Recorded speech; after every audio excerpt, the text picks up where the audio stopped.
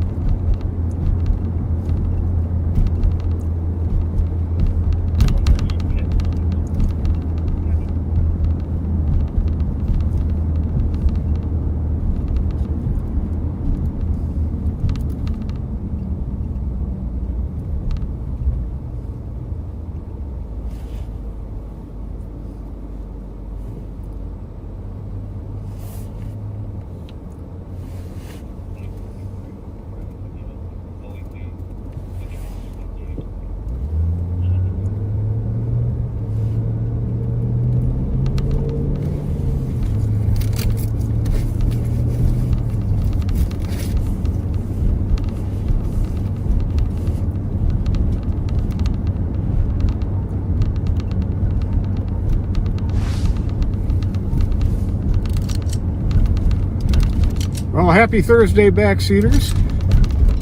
It's a Thursday edition of the Live on Patrol educational broadcast, brought to you courtesy of Ramsey County Sheriff Bob FLETCHER, the best sheriff in the country.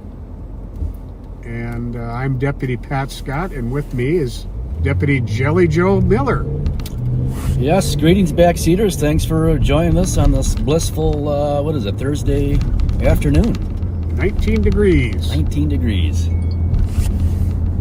Now, we got spoiled up until the last week or so. It got chilly, but it's going to go up like into the 40s over the weekend, I think. Oh, yeah, I think Sunday it'll be in the 40s. I think for a couple days, Saturday, Sunday. We are on the east side of St. Paul, northbound on Payne Avenue. About to turn east on Case Avenue. You know, it's good to be back with Pat Scott. He was off for a couple days or a week or so, and now he's back, and good to have Pat back. It's good to be back, Joe. Yeah. I missed you guys. Oh, yeah. Well, I'm glad to be with you here.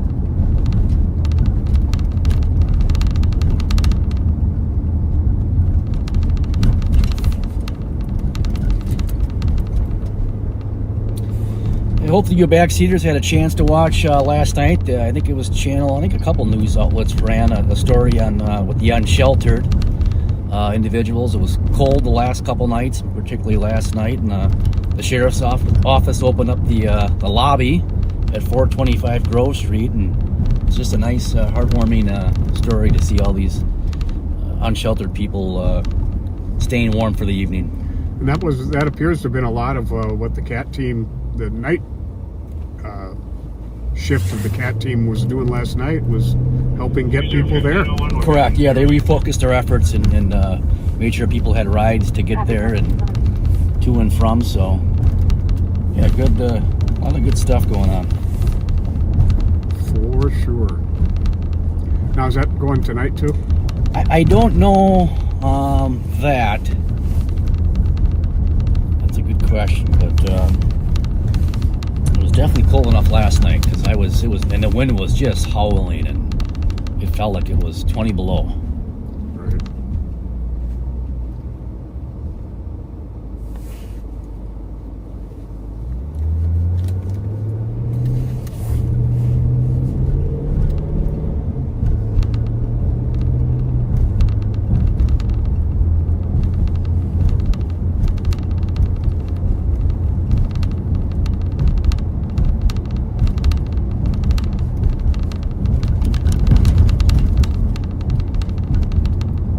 It has been a very, very quiet morning and afternoon. Yeah, and you know what's going to happen now that you said that, which isn't necessarily a bad thing because we like action, but it's probably going to pick up now. Hopefully not too. I know better.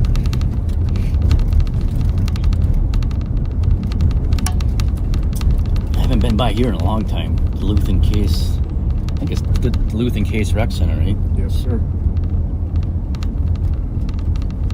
Those apartments there is where one of the killers of Sergeant Bergeron with Maplewood PD. Yes. May of 2010. I do remember that. After his partner and gunman tried to murder St. Paul officer Dave Longben, and Officer Longben put a permanent end to his reign of terror. I remember that very well. I was working in Emmerich at the time.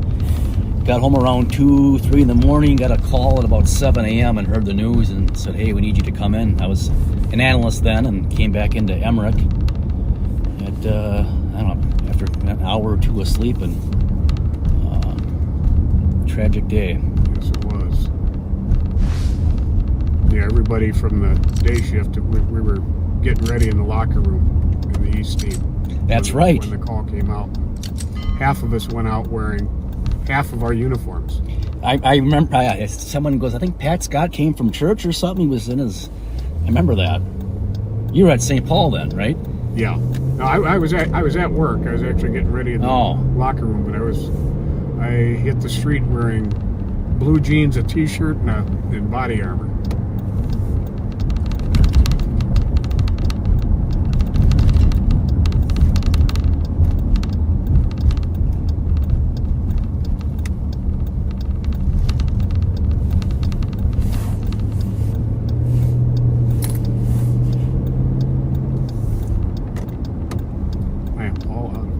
I was just going to say, do we have any... We don't.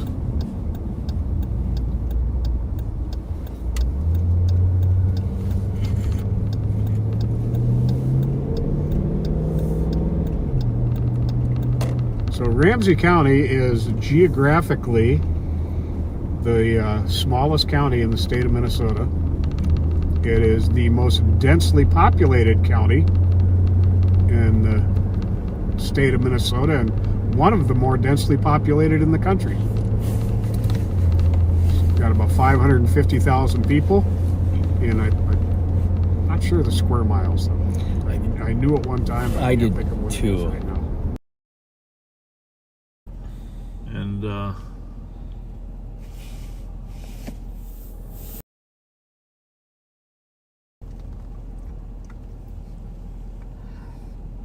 2409 clear advised. Correction, 2372. 1917.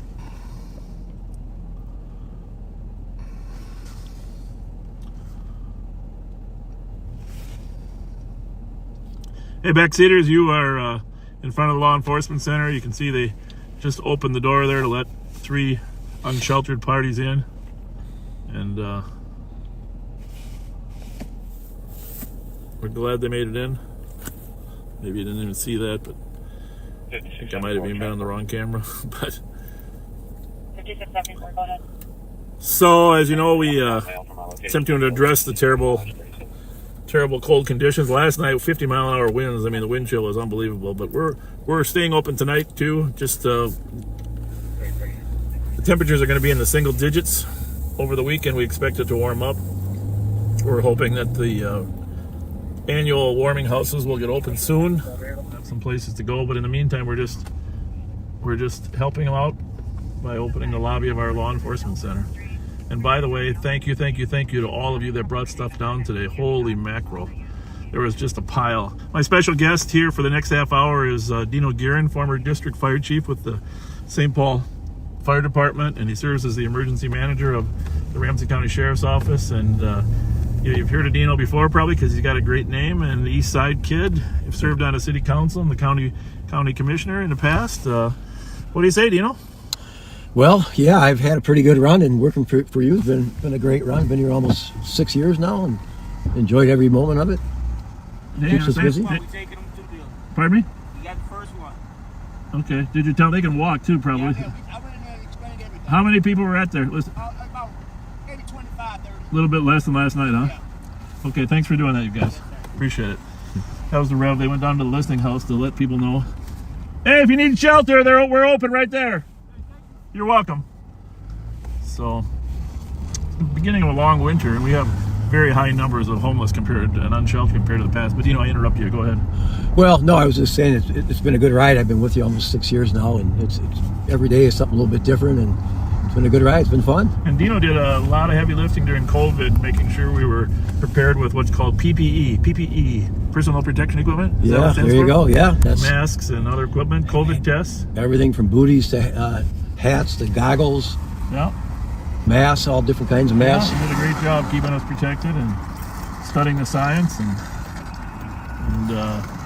yeah, that was a scary time. Nobody knew where we were headed. Anyhow, if you haven't shared this, we're going to be live for a while. I got the CAT team is out as well, and after I drop Dino off, we're going to do some other police work as well. But I did want to ask Dino to ride along. Well, for a couple, Dino and I have known each other for years. Back when did you run for city council? 91. Yeah, we met back in 91. Although actually 89, because I lost the first time. You did. So 89 was the first time yeah, we met. Gary Olding. Gary Olding. Union President Gary Olding set up a meeting with us. You suggested I get a haircut. Did I? Is that what it was? Yeah. Okay. My hair was a little longer. Well, I back want to then. say this is the most important thing I remember. Your union president wasn't sure you could win. Now, what did I tell him? He told him I could. He told me could. I said anybody can win an election if you work hard enough. It was good advice. That's true. Yeah, and you worked very hard. You go door to door and work hard. And 2 years. But now you're just in a professional mode, working in emergency management and school safety. Did some work in school safety as well, school shootings. Yeah, a lot of training. Did a lot of training for it. We didn't have a lot of opportunities to exercise all the skills I learned.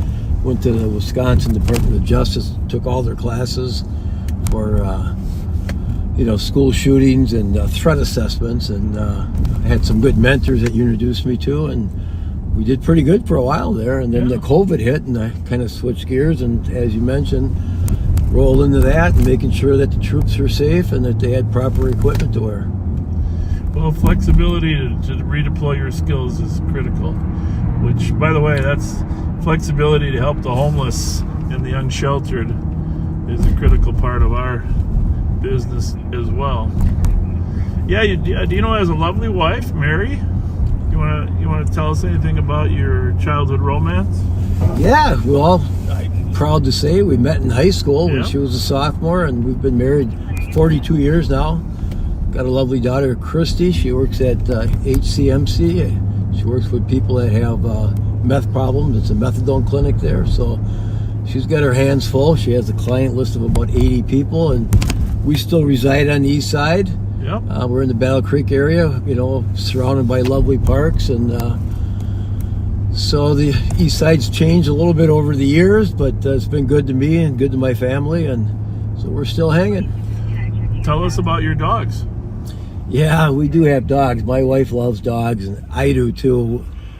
I always end up with small dogs, and I walk in that Battle Creek Park all the time, and I get teased quite a bit because one of the Chihuahuas is 4 pounds. What's the names of the Chihuahua? Well, there is Enzo, Enzo, okay. and there's Linky, and Russell. We just had him put down. He was 18, Yeah. and we had him a long time. It's tough to do, but we just had him put down. But when I'm in the park, I get teased a lot. People say, "Hey, fella, that's a big dog you got there for protection," and so I'm used to getting Don't you tell raised a them, little bit. don't you tell them I'm a former Golden Gloves champion and I don't need one? Not no more. I probably would have 15, 20 years ago, but now I just grin and say good morning. Yeah, there's another guy Dino and I worked with that's getting more active now on budget analytics. Greg Blees used to live over. I don't know, does he still live in the same house? Yeah, he's on Larry Hole in Battle Creek, Yeah. and he's still sharp as ever. He Good guy. used to be the budget director under George Latimer, and then he moved into working with the council, the city council. He was like their budget analyst. Yes, that's Very sharp guy, and he's been busy with an organization that's looking at the city finances. Right. They're a little worried that taxes have been climbing too much. The TIF districts are getting out of control. And the infrastructure isn't getting the attention it needs either. No, they want to keep building, but they can't take care of what they have, and so that's the main concern. With this. They're all really good civic leaders that have taken the role. Good intelligent person. Yeah. And there was a threesome there. Latimer was there and I was there. It was Greg Blees, of course, and Greg Haupt, finance, and Peter Hames. Yeah. Is Peter Hames still around? Wow. You know, I saw his name someplace. I can't even remember. I think he's on some foundation, but sure. Well, he even worked for Norm Coleman. Peter stayed on. Pretty sharp guy. Pam Wheelock, Norm too. When Yeah. Hames Pam was there. kind of ran everything. Yeah. Deputies, AP director. Then she went to the Wild. She worked for the U of M. She worked for Red Cross Blue Shield. Really talented lady. Yeah.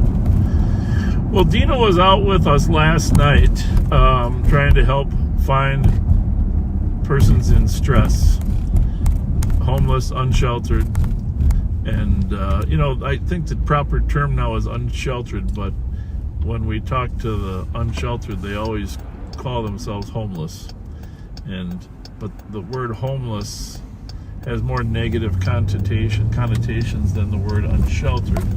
So we try to use the word unsheltered. Well, half the world's technically homeless because they rent. Right. Or we all at the mortgage company. Mortgage company, yeah, or the mortgage company. Yeah. But anyhow, Dino was out last night, and as you know, the listing house that we drove by here a minute ago closes between 7:30 and 8. So we opened up the lobby at 7:30 for people to hang out at. But we also had a lot of people called, a lot of you backseaters called on people that were in stress, and we went out and picked them up because it was really cold. I mean, the 50-mile-an-hour wind brought it to minus 20 below. They had a 53-mile-an-hour gust at the airport last night. Can you imagine 53-mile-an-hour gust when it was 6 degrees? So, which brought it to 20 below wind chill. Anyhow, so Dino, why don't you tell the story? You're working. You're at the law enforcement center where we just left, and you go ahead and tell the story. Yeah, we had just picked some folks up at the higher ground because they're getting ready to close, and we brought them to the law enforcement center. And as I was coming in, a young gal that was, well, not homeless, but what was the term? Unsheltered. Unsheltered. Thank you. You could see the fear in her eyes, and she was cold, and she was running, yelling that there's someone in trouble.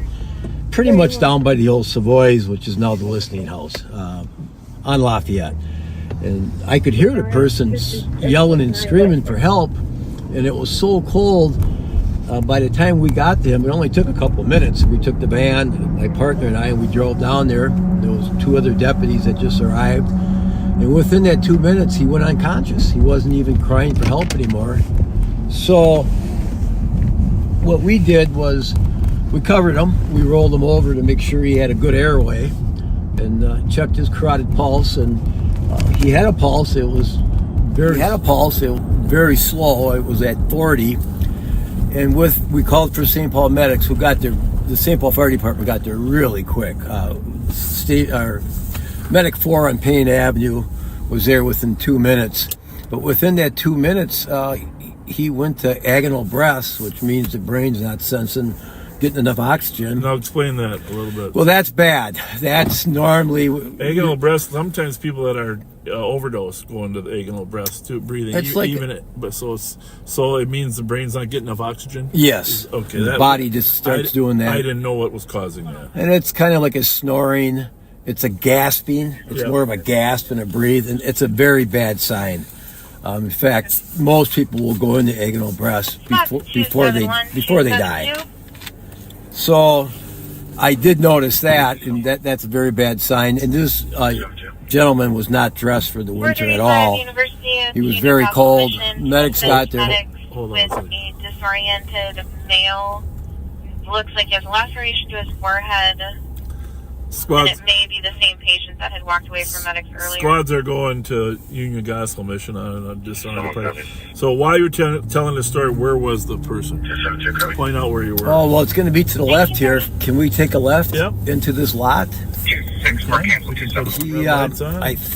I think he was very disoriented, very cold. In this lot? And he made it underneath that little canopy there. And for some odd reason, his shoes were there, but they weren't on his feet. So, just for clarity, underneath his canopy. Well, on the sidewalk right here. He made it. I think he was going for the canopy. As you can tell, I think you're probably going to point out where the law enforcement center is. Yeah, we're straight ahead there. You can see us. Football field and a half. Block away, yeah. He didn't make it. Well, when the medics got there, we got him loaded right away. And of course, you know, Regions is just around the corner. Yeah. They brought him to Regions, which is a great place to bring somebody that's in trouble. And unfortunately, he cardiac arrested in the ER, and later he died. So 443, right here. I heard you on the radio calling for the medic. I know they got there really quick. They did, and because I heard them, and they loaded and goad him, right? Yeah, I think part of it too. They recognized me. I said, "Hey, he's got to go. He's in bad shape." Yeah, you know what you're talking about. They didn't need to really do too much assessment. We got him in the back, and they took off for Regions, and they were there in less than a minute. Right. And they got him into the ER. He was very cold, but what's so ironic about the whole thing, or to me, is I've never seen someone go from crying for help, screaming for help, to unconscious, agonal breaths, and die. It's because it was so cold, and he was dressed, you know, not for winter, that cold weather, I believe, just took over. And I'm not quite sure. He was heading from 7th Street, and I don't know where he was before, but this is where he made it to. But he really went fast. I mean, it was very sad. I've picked people up in the past that had been laying in the snowbank, you know, maybe intoxicated at a college party, and they've been there for an hour, and they survived. Now, they might have had some frostbite, but their heart didn't give out. Yeah. But in this case, it was just so frigid cold, he just didn't last. And, you know, a couple of minutes prior, the young man's crying for help, and next thing you know, he's gone. Yeah, it's crazy, but of course, because he had a cardiac arrest, I suppose if his heart would have held up, maybe his body could have came back, you know? Because people die from different things in those situations, right? Is a heart attack usually the triggering event when you're suffering from exposure? Or do they have other issues? No, that's probably the most common, because, you know, at first your system slows way down and starts pumping blood just to the, you know, to the main organs. But, you know, he had a heart rate of 40, and you really can't keep the organs alive if you get below 40. Okay. So, and he was at 40, but once his breathing changed, that was very drastic. He needed to be intubated, which I'm sure they did in the ER, but it was so frigid cold. I mean, you really have to, I know everybody's been in cold weather, but when you're not dressed appropriately and it's 20 below and the wind's blowing at 50, or the wind chill's 20, it's not a good situation. You can't survive very long. Yeah. And he was very close to the LEC, other people had ran past him, but the people running past him were cold. They were cold trying to get to a warm place. And I'm not sure why there was 2-3 in a row like that, if they just got off a bus or something, but Well, there's that. the gal passed him up and just said he's back there because she was very cold herself. And I could hear him yelling for help, because only, we said a couple blocks up or a long block up. Yeah. That's very sad. It was, and everything was in place. I mean, we had trained people, we had medical equipment, we knew what we were doing. The medics got here quick. It was just the cold overcame this young guy, and he didn't make it. We were hoping. Yeah. Well, I'm sorry that you had to go through that. I know you've seen dozens and dozens of perished people in your career. How many years were you with the fire department? 31. Started as a firefighter and became a captain for 10 years, and then a district chief, and I pretty much had a third of the city. I was the chief on the east side, so 35 to McKnight, Larpenteur to Carver. Yeah. Which I really enjoyed because I knew everybody and was able to help a lot of the folks that Well, I knew you got personally.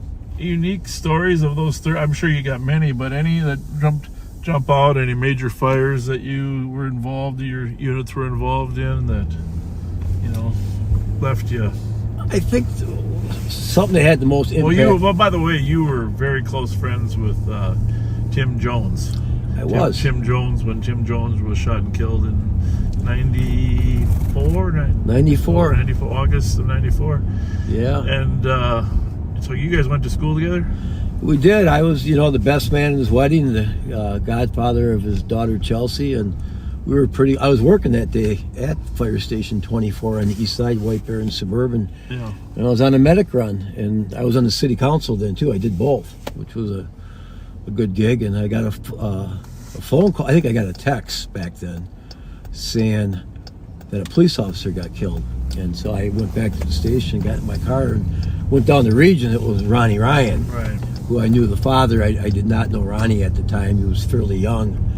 I was down there for a couple hours with Chief Finney and some other folks, and went back to the station. I went back in service, and about 3 hours later, Pam Wheelock called me and said, "Hey, a canine officer just got shot."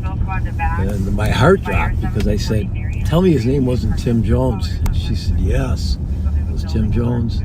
And just for those of you that are hearing the story the first time,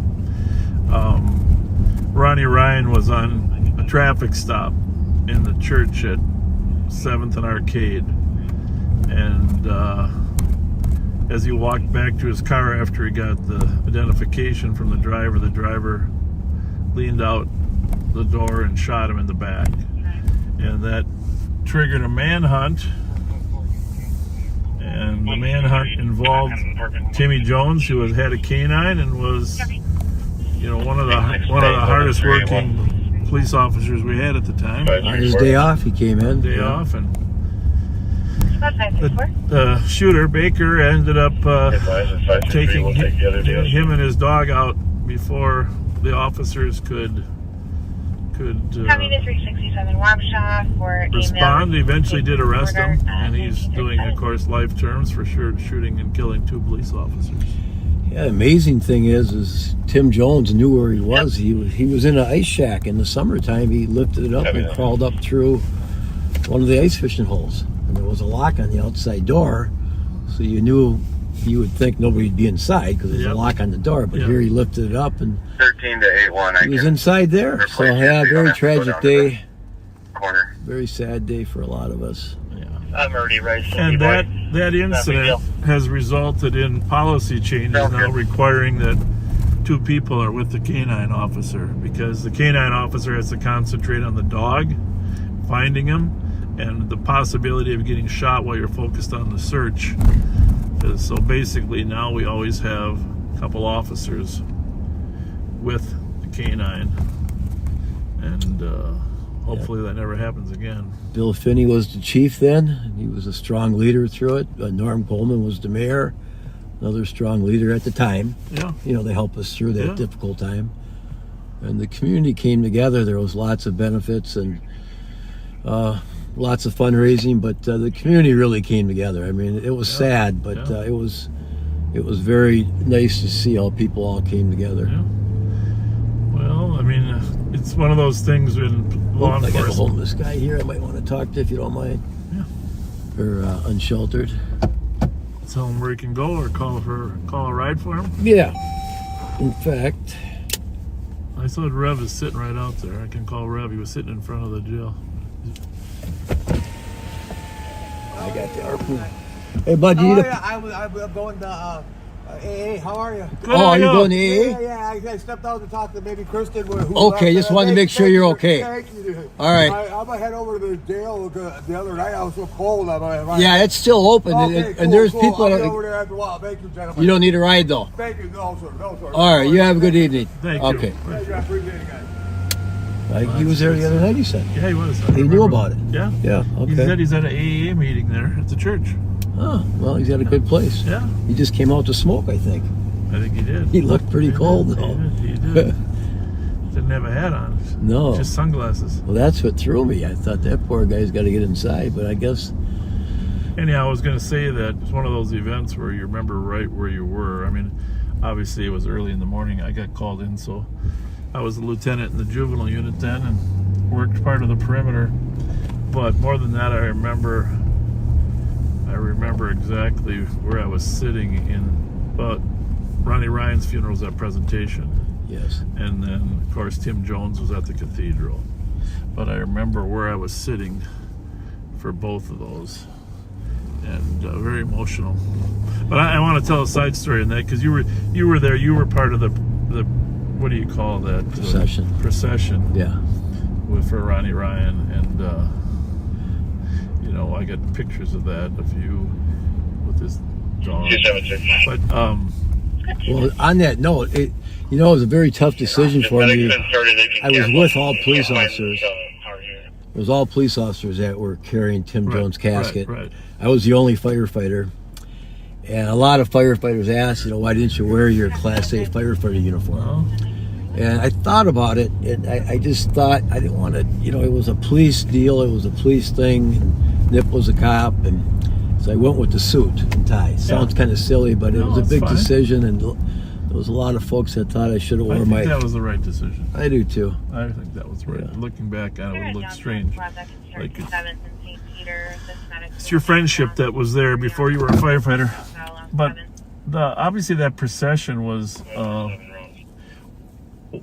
that was one of the most meaningful events in my life, being in that procession, because the people of St. Paul in 1994 came out in droves, and of all criminals were out there. I mean, back then we had a relationship with the other element that was respectful.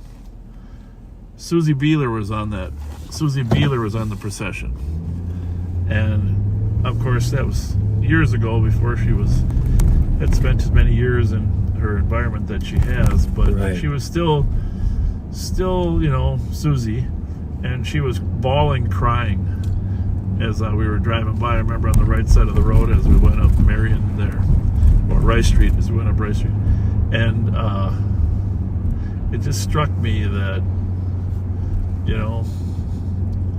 we have supporters out there, We did. in the community.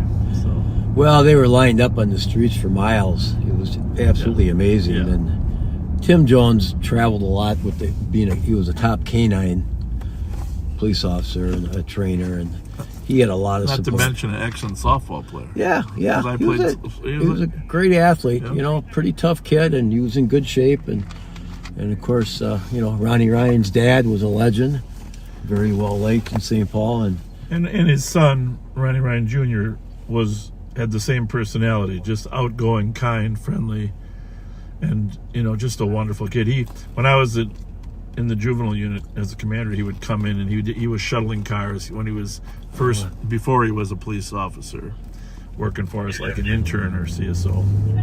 Yeah, interesting. When Tim Jones came on the police department, you'll remember he wasn't old enough to carry a gun, so he had to work inside for the first year or so. When Bill McCutcheon was the chief, I believe he was probably 20. He had to be 21 to carry a gun. Right. So kind of interesting. And you mentioned his daughter Chelsea, but of course at the Royal Canadian Mounted Police came down from Canada, to be at his funeral, and one of the images that'll always be in our brains is his son Matt riding on the horse at the funeral. You remember? Yeah, it was spectacular. Yes, that was spectacular. I still got goosebumps thinking about it. I see it. I have that picture. Now, of course, his son is the St. Paul police officer.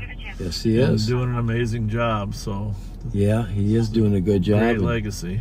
And you know, ironically, he looks a lot like Nip. Yeah, he does. I can see a lot of it in him too. So he's doing well. I'm glad to hear that and see that. Now, Dino just referred to him as Nip, which is probably not politically correct any longer. But you know, Tim Jones had some Asian. Japanese, and he referred to himself as that. Well, he did. That's why his close friends called him that, because it was his own reference to himself. Yeah, good point. You know, today that actually sounds odd and out of place. And back in high school, that was just his nickname. And I don't know if anyone would know who Tim Jones so much was back then. You know, here comes a fire rig. Where are they going? Got any idea? I do. I got to turn my phone on. I had my phone off because I didn't want it to ring, but I have an app for all fire calls and EMS calls in Ramsey County, being your emergency management guy. So I'll be able to tell you in a second. Oh, hi guys! What's going on? Oh, they're talking to the homeless guy. Oh. Well, we know what they're doing now. People think you're having a problem out here, so maybe find a better place. You know, you can bring him to our lobby. Yeah, or have the medics bring. You can bring him to our. Fletcher, you want to get the cold cab over here for him? Hey, I can get somebody here. Yeah. Hey, Dino. How you doing, kid? Nice to see you. Yeah, we can get somebody. Will he take the ride? Yeah, he wants it. Yep. Okay. So you want us to stick with him then? We'll stay. Okay. You guys go. We'll get him a ride. All right, it's cool. Sounds good. Thank you. They're calling to get you a ride to a place where you can stay. Yeah, I got it. So this is call number 2024. We have a homeless person that needs a ride back to the LAC. We're by the XL Center. We're on 7th Street and West 5th Street. I'm with the sheriff.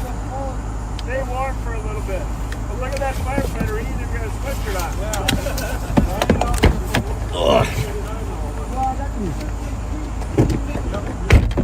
Cover yourself back up, though. Stay warm until we get your ride over here. What's up, man? Good. See you every so often, man. I know. I think I'll look at the door now. Well, I know. I'm walking the dogs. Oh, yeah, that's my right with him. Yeah.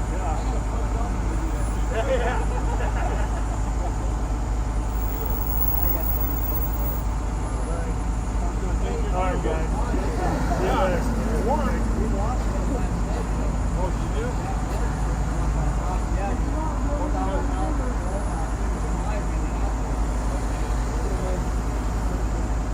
That time of year. Hey, are you guys going to do that all winter or just for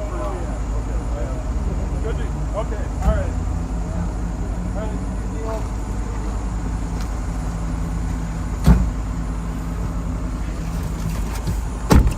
Well, there you have it. Oh, some young guys I used to supervise some years back. Fire department out here to check on a homeless guy, and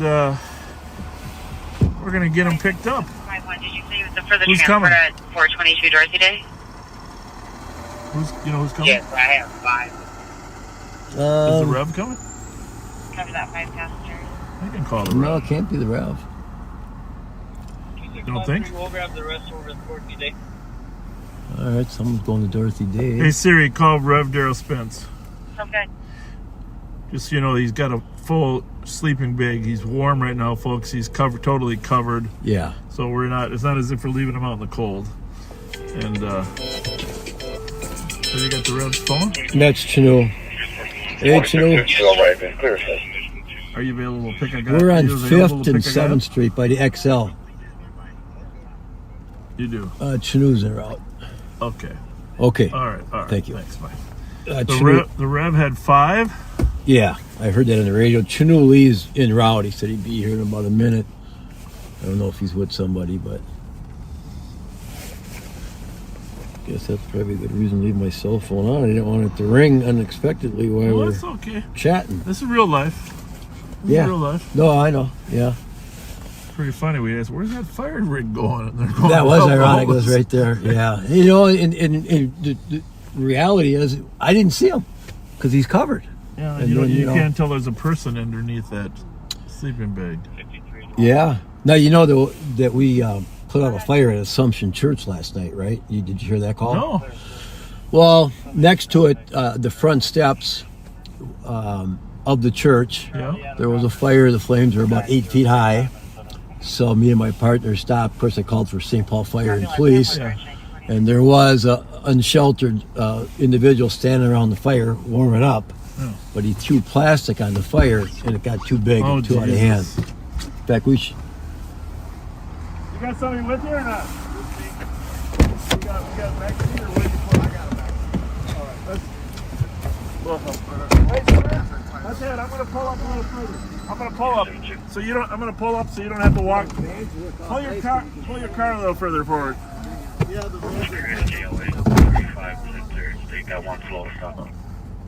Pull up a little further so we don't gotta have them walk so far. Shelter, okay?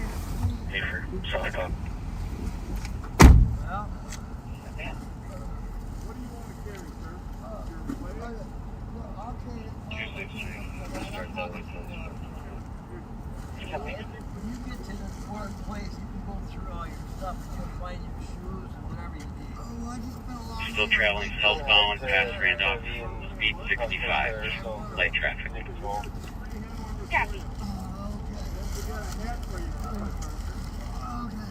Yeah, man. 35. On my way.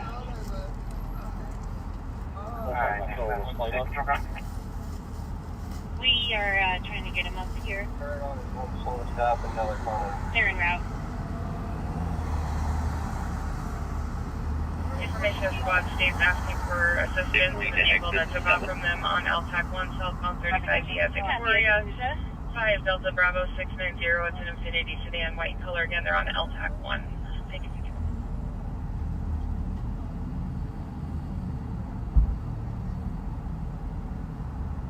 What's the reason for the pursuit? Traffic, I believe, at this point.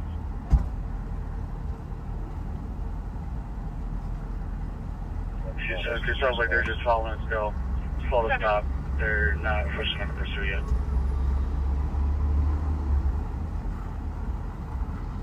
She's on 7th. 272 state just advised us that they are currently in pursuit continuing southbound. They are going on LTAC 1. Know that? Looks like they're on 7th Street. Maybe get some help when you get there and come out and dump all the stuff in.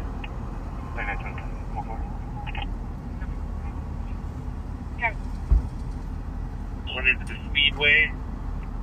Coming to a stop. 4455 myself. Well, I'll tell you what. Well, I don't think he would have made it too much longer. He wouldn't have made it too much longer. No, I'm just convinced this incident here. This has been a debate internally whether we continue this as it warms up. But this incident here convinces me that we can't let this happen. No, I'm glad he picked that spot to rest because we could spot him. Yeah, we're fighting with one another. Wrap it up. Now, someone obviously saw him and called because St. Paul Fire Yeah, sent people it. called. Good. Thank you, whoever called. Yeah, 272 sounds like state's fighting with one at the speedway. I've seen him before Which too. speedway? Traffic state's fighting with one at the speedway. I'm assuming it's the speedway down here. Let's turn this on. I got to stay on this channel. Copy, 7 to 35. Oh, that's a different speedway. Yeah, that's out 7th and 35. I remember that one. That used to be an SA. You got your seatbelt thing on there? No, thanks for reminding me though. Well, you got Be your emergency management guy should be wearing that. Well, they're busy. 5 Metro, they have them detained. Both of the vans are tied up right now. Yeah. I wonder if Copy, 1 detained. Copy, state has 1 detained. Whew. I mean, folks, it's cold. It's only, what, 15 degrees here, but there is a wind still. When I say only, it's 15 degrees. And, of course, that's Fahrenheit, which means it's below 32 freezing, because that's 32 Fahrenheit. And but there is a wind out there, too. It's only about a 10-mile-an-hour wind, but that's all it takes to get some bite on you there, right? I don't understand that. That's the 4th unsheltered person I picked up that didn't have shoes on. He has them. He took them off.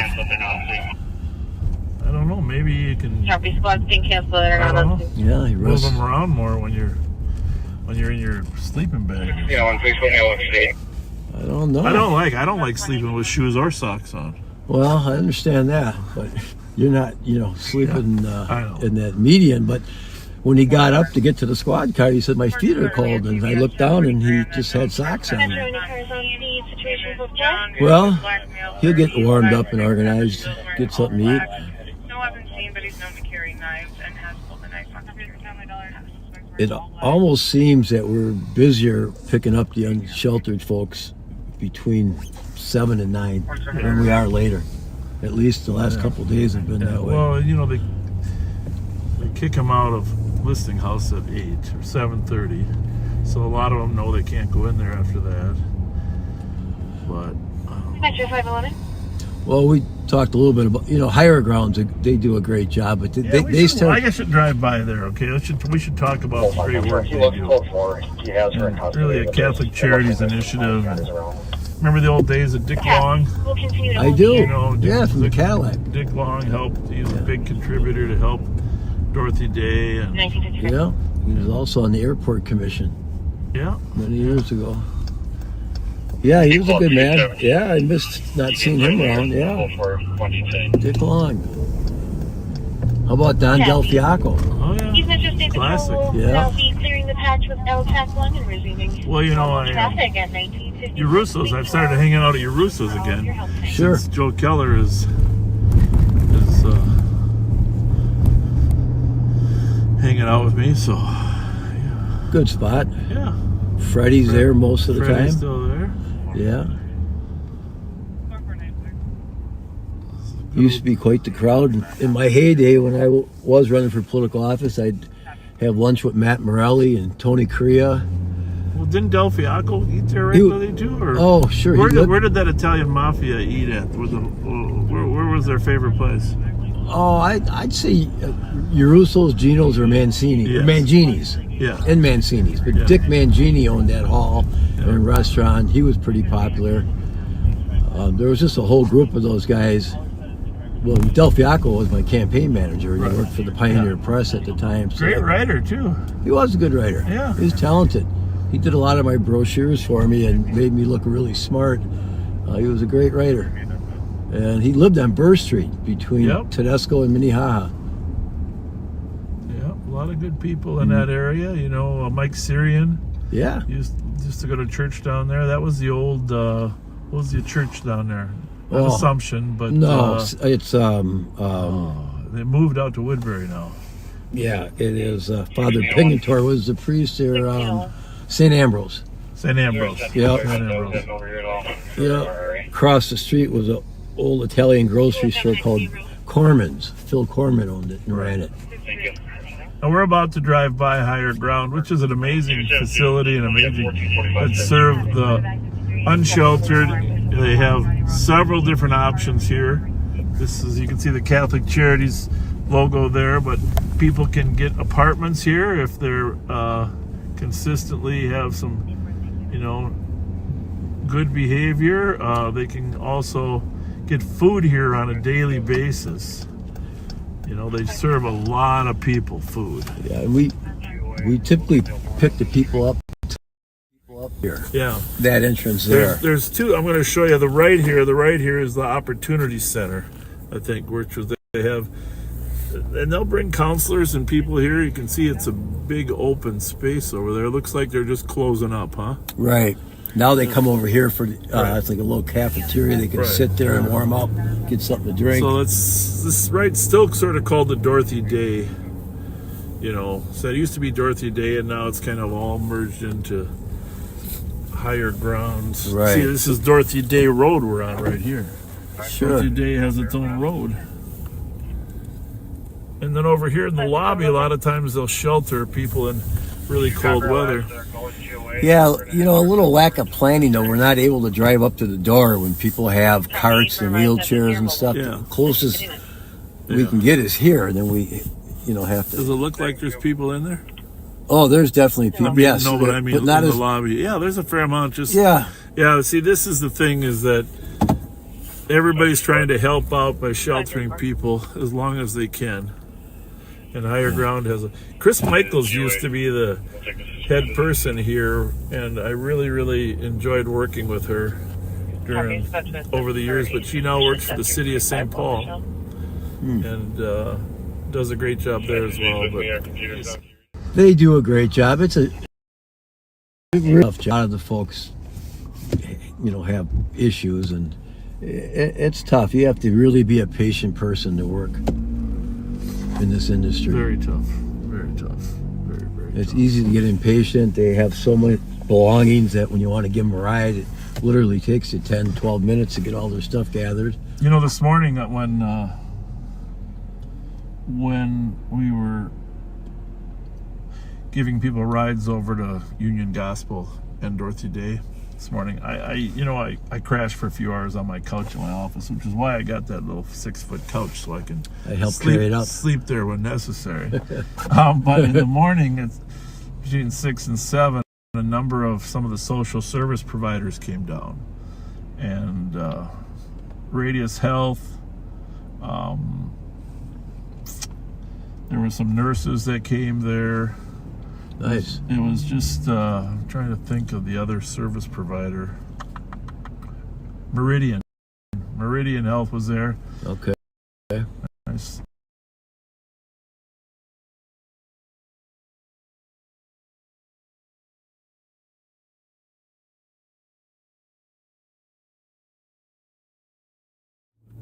Very tough, right? It is. Takes time. It takes time. It's like raising a family. It just takes time. So there are great people doing great work out there. Well, And this eating restaurant here, it's got the nickname of the Apostle, it does. and which ties into Catholic Charities, of course, the The Apostles. food's great there. I've ate Yeah. there. It's very nice. Yeah, Hang on interesting a name minute, though. Hang on a minute. Joe, how are you? Good. I'm still a little tied up for a little bit longer, but I can call you in a little bit. All right, bye. Joe Keller? Hot Dog Joe Keller. Oh, okay. Yep. Well, we're talking though. The thing is, you really have to be a special person with patience. Yeah. You know, if you're not a patient person, you won't make it working with. Well, your Yeah, daughter so- does a lot of this. She does. Yeah. Yeah. Chris- Most of them Of in. addiction, right? Yeah. Yeah, for sure. Yeah. Sheltered and hit rock bottom and. Yeah, it's amazing. You know, we might drive by the campsite again. For those of you that weren't watching yesterday, there are several large campsites.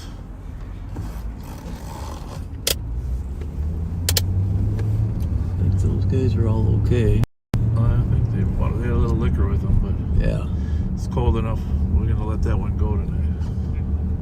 And McGovern's, of course, the 4th floor spiral started on fire. Apparently, Apparently, it didn't keep them from reopening, though. No, a car hit On the other side of the freeway, up on RAMSEY, there hit and a power line fell, I guess, on the roof. It did, yeah. Yeah, that's unreal. Crazy. Well, back to Assumption. So he put a lot of plastic on that fire, and it got fairly big, and they have some very decorative steps, and they got charred pretty bad. And interesting that the guy had some mental health issues, and we said, well, if you behave yourself, we'll take you back and to a warm place to sleep. And St. Paul police ran a background on him, and he had warrants, so he went to jail instead. 1601. Okay then. Well, lesson learned. Don't start a fight. 4 for me. I heard you had one guy that wasn't very kind when you gave him a ride.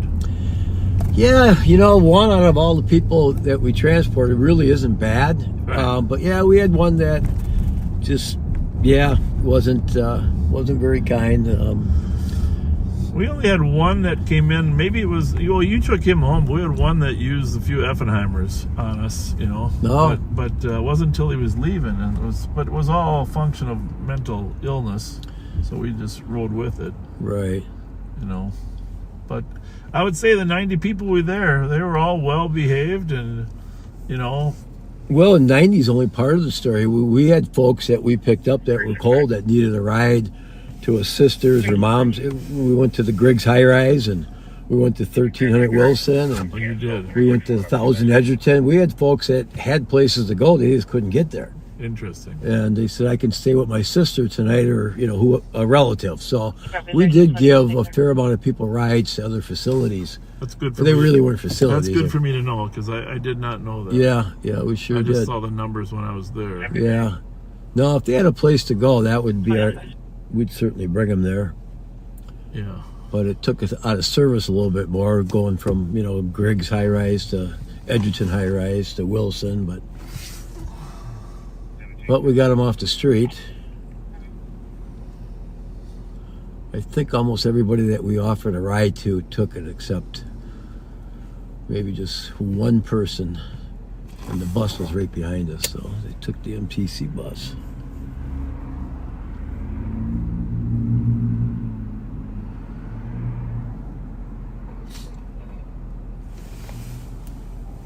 Fair number of people out tonight for Thursday, huh?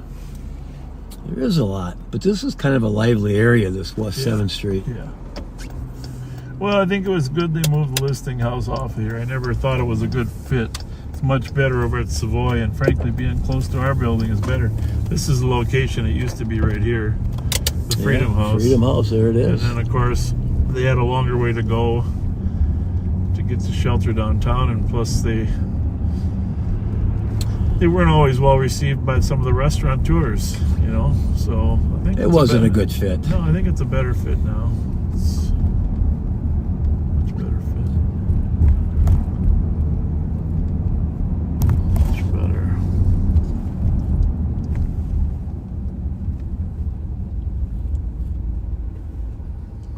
Where did they move to? Savoy, that's the corner. Oh, that's the listing house. Yeah, that's the same basically. folks. They can be there from noon to 8. Okay, because that was called the Freedom House. Right. That's the listing. I didn't make that connection, Right. but okay.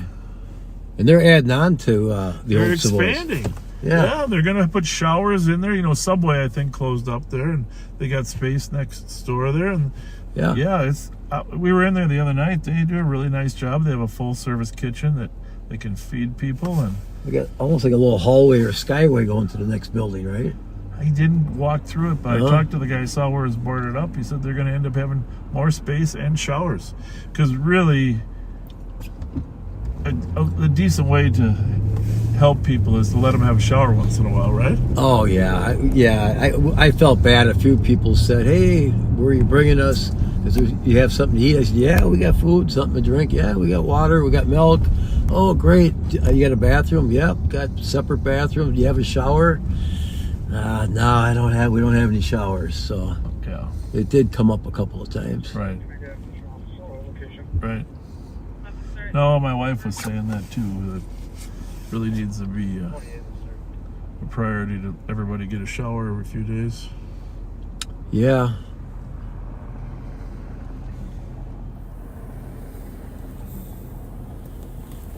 There's the XL Energy Center on our right there.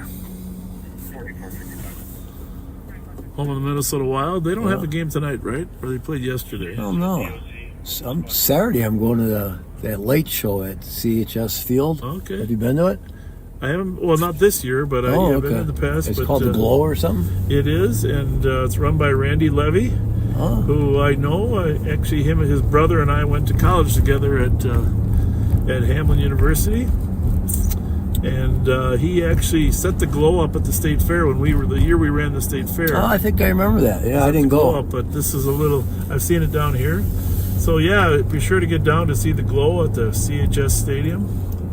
I'm going Saturday at 5. Any good recommendations on where to go to eat? Well, something different? Something different to the Tina probably a few times, right? A few times, sure. Yeah. By the way, Tina McNamara came on with Ronnie Ryan Jr. Oh yeah. That's And you ended up hiring her as an undersheriff. Yep. Small world. Let me see what else. Mickey's gave out free food to the homeless, the unsheltered the other day. I don't know if you caught that. No, I didn't, but thank you, Mickey. Yes, they did. Thank you. I like a guy that pays attention to the news. Yeah. So it's helpful. Very helpful. The only difference is I don't have a newspaper in my hand. I got an iPad. Read it online. Yeah, you got to have a subscription. I do. Okay, good. But do they ask you to enter your password every month? Yeah, they do. Why can't they remember the password for you? I think they want to make sure it's you, that you don't give it to other people. I don't know about that, because then I forget the password, right? Oh, yeah. Then I got to reset the password. Yeah, I do. We got a safe downtown, though. I mean, the truth is, people aren't lurking around preying on people down here. You know? No, it's been good. I mean, we have the kind of the upper hub with the St. Paul Hotel and Kincaid's and Pazluna, and then we got the lower with Mears Park. I And wonder what the buses are doing here. Coaches. Interesting. I am going to go straight instead here as soon as the light changes. Because we should drive by Rice Park once, right? yeah, Right? absolutely. This time of year. Yeah. Plus, we'll see if they're starting to build for the Winter Carnival yet. St. Paul Hotel here is amazing facility. Well, they're all booked on Christmas Eve. I checked last week to see where might go have dinner, and Booked everybody for the rooms or for the restaurant. St. Paul Hotel was booked. Kincaid's was booked. Really? Lake Elmo Inn was booked. Oh, on Christmas Eve? Yeah. A lot of people go out on Christmas Eve, huh? Yeah, we celebrate with all the family on Christmas Day. We all bring stuff, but Christmas Eve we're on our own. Okay. And so we typically go out someplace nice to eat, but the porterhouse was full. Couldn't get anywhere. So, this is Rice Park here. This is Rice Park here. We're going to put our side camera on. I think you can see how that looks pretty good in this picture right here, Dean. Or is that one there, our side camera? Yeah, it does look nice. Yeah. Yep, I see it now. I didn't catch it before. Yeah, it looks good. What's with all the buses, you think? Maybe there was a game or something. I don't know. 2165. Oh, they've done a nice job Something down going here. on here. Yeah. 2165. Yeah. It's very nice. Rice Park, folks. Yeah, it looks good. Beautiful. Do you know where the ice rink's going to go this year? Well, if they put it in, it'll be in that same spot, won't it? On the other side? On the other side of the park? It's moved a few times. Is it? Yeah. Okay.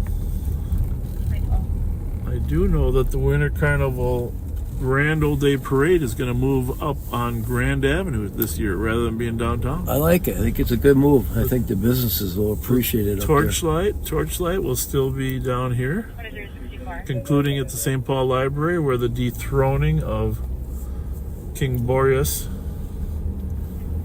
takes place by Vulcanus.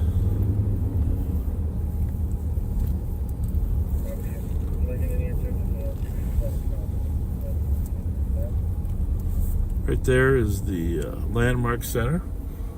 At one time, it was scheduled for demolition. Vic Tedesco always took credit for stopping it. Oh, he did, huh? Yeah? Yeah. He was the Parks Commissioner back then. Yes, he was. Yeah. I knew his assistant was a Richie. I'm trying to think of his I first had the name. pleasure of working with him. Yeah, I knew Vic well. Enjoyed it. Yeah, they named the street after him, Tedesco Street. Some folks thought it should be Morelli at the time, but I was in office around that time. Anyhow, the St. Paul Hotel with the lights across the street. Great place to stop down and have dinner, folks.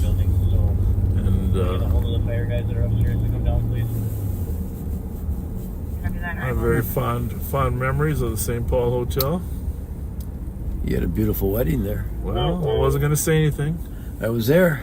Yeah. Pretty fancy. Yeah. It's a good thing my father-in-law had a lot of money. I don't know. I think I racked up a pretty good bill on you. It was an open bar. You know, it was hard to pass up. I think Gary Olding and I and Joe Miller might have had a couple on you. Yeah, I think you did. Yeah. I think you did. Oh. That was a great day for me. I don't think my wife's listening, but I don't think she even knew I was going live, but one of the greatest days of my life. Do you remember me giving my speech where I said, am I a lucky guy or what? I do. Am I a lucky guy or what?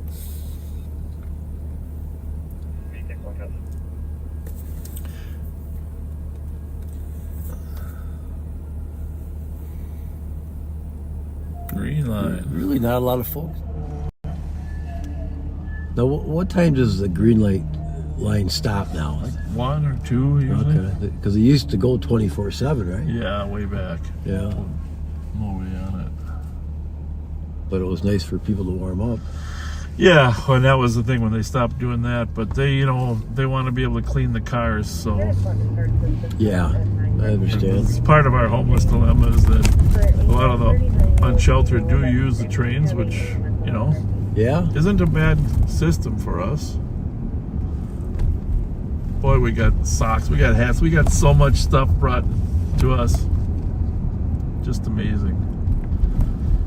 And I don't know, Chad, I don't know if you and your wife are listening, but those hats that you brought, those 40 hats that your father, I forget his name, start with a W, I want to say Wendell, but that you guys brought down, we did hand out yesterday. In fact, the story that Jay Coles did, you can see the woman holding 4 of your hats, hand-knit hats that you handed out, and thank you.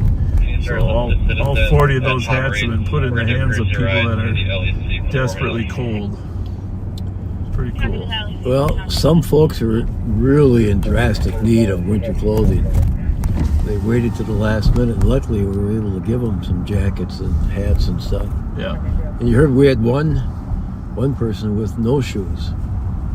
Yeah. What happened there? This is right ahead of us there is CHS Field and the glow. You can see it's better, it gets better every year. All the lights there, pretty cool, right? It is. I'll be here Saturday at 5.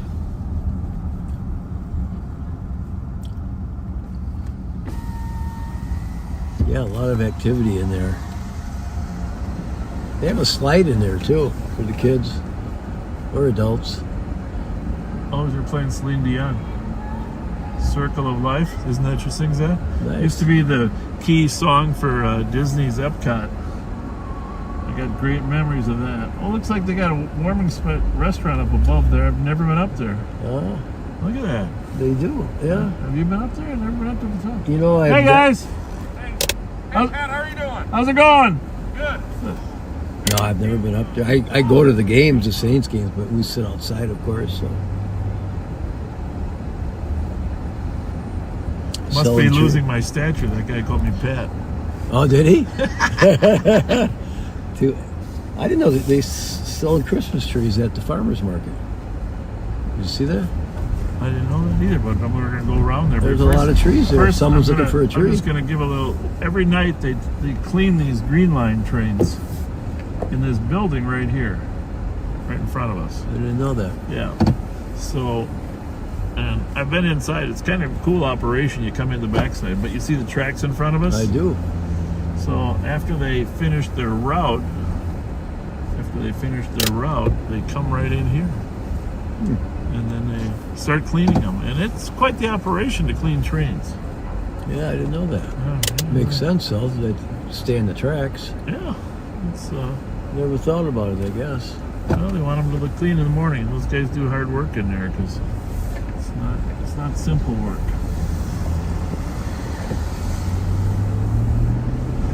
So if you follow these tracks from the cleaning station there on Broadway, you'll see the end of the line technically for people to get off is right here in front of the Union Depot. Yep, makes sense. And the Union Depot is connected to the trains that go down, the Amtrak trains. This is the concept here, is that You know what that 1881 stands for, right? On that sign? which sign? Union Depot underneath says 1881. Is that when they built it? Well, I don't know. it's a good guess. Well, I don't know. it's a good guess, but it's I the don't name. know. There's a restaurant in there. Lake Elmo put in a restaurant called 1881. That's Really? when it was built. Yeah. Interesting. I don't know if you knew that or not, but they didn't know just that. went in. I know the first restaurant that was put in here? Do you remember? Crystals. I don't Something know. like that. A Greek place? Well, I was on the city council in 1982. Oh, you're going way back. 82. Leanne Chins. Yes, it was. You're right. George good memory. Latimer opened the first Leanne Chins in the metro area right here. Ate there many times. Leanne Chins. Then it became a I don't know Greek what- place. I don't know what it became, but yeah. like I said, across the street is the Amtrak Union Depot. You can walk across. We did house Unsheltered here once 4 years ago when the polar vortex hit. Well, not in the train station, but up here in the lobby of the Union Depot. Yep. So if we ever have such, back then we had like the natural temperature was 20 below. Can you imagine? I mean, that was crazy. Should I get you back for your appointment? Yeah, sure. I know you got, you're catching up with the cat team? No, I mean, I figured, you said you got a meeting you got to be at, so Well, I want to make sure I'm respectful of that. You're doing a great job on Live on Patrol. I'm sure the people are loving you. I've been waiting to be asked to be on here. It's taken quite a while, so I'm honored to be here. Well, we can go another half hour. You want to go another half hour? Sure. Okay. Yeah, I'm Well, good. you might buckle up then, buddy, because you never know. We have a call pending at 2110 Castle Avenue. We're going to take Dino on some. There's a 69-year-old male, unresponsive, not conscious. No, Mears Park is not as spectacular as Rice. I mean, it just doesn't stand out as much. No. Don't get me wrong, it's still nice, but In the summertime, it's a nice park. You got a little stream in there. you know why it's called Mears Park? Oh, well, I do know this, but tell me. Norman Mears owned Buckby Mears across the That's what it street. was, yes. I know it's after a guy named Beers. I can't remember Yeah, what he owned. lived right across the street. They had a company there. People on Live on Patrol, they love that history, so anything else you got, like... Yeah, I've been around a while. Well, I know you have. I know you have.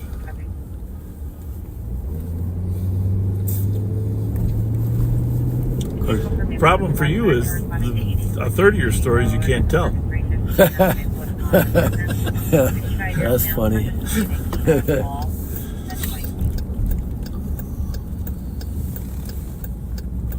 How about Davy Brooks? He owned a lot of these Yeah. buildings in Lower Towns. He's still Still around? does, and his daughter runs them still. and Okay. he's still got his cigar place behind this Yeah. building here. Great guy. Yeah.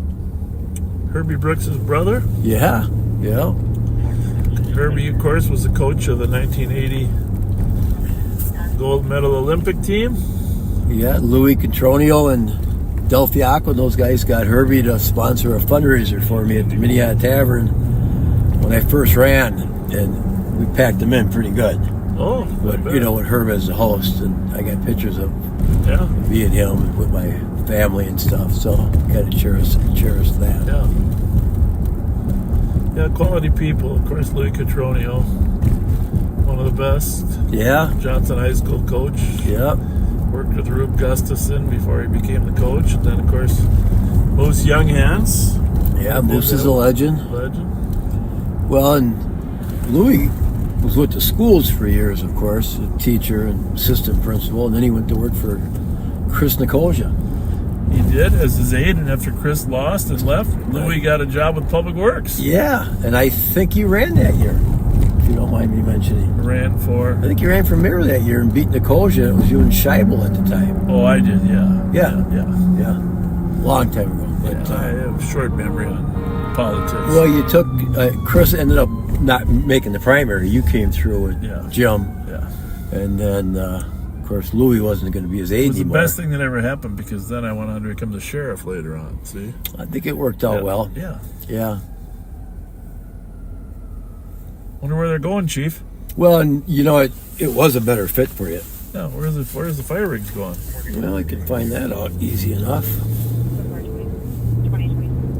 In case you're wondering, we have former District Fire Chief Dino Guerin riding with me today. He's also I hired him to be our Sheriff's Department Emergency Manager of our...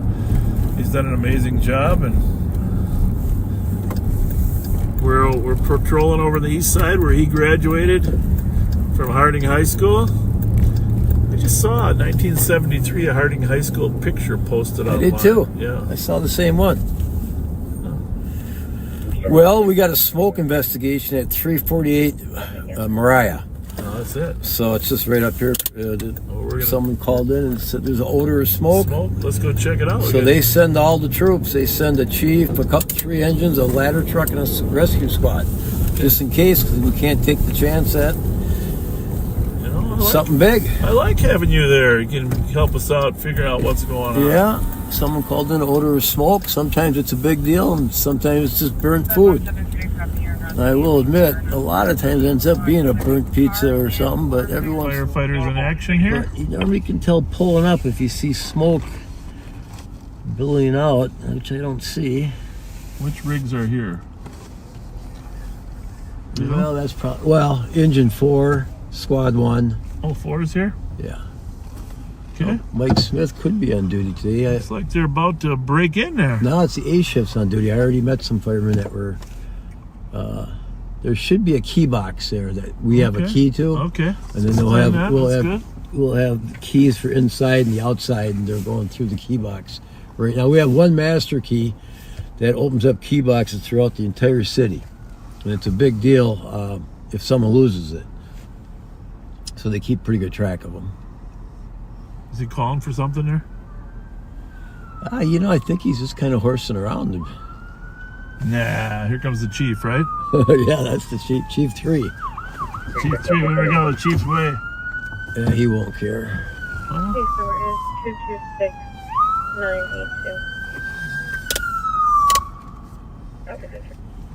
226982. You should get out and tell him you'll take it from here. Yeah. I'm just kidding. No, I don't. No, I just want to see if it's one of my... He'll pull up. Does he always park that far away? In case you need another rig in here? Yeah, I don't know. It says keep back 500 feet. Yeah.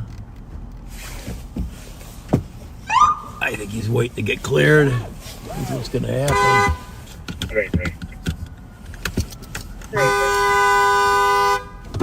Maybe somebody wants to get through. I don't know. No longer seen. My 732 will go over at 483 Michigan Street, and that'll be in the Central District.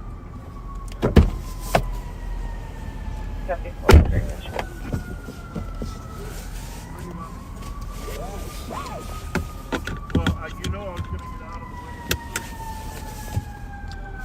There we go. Right?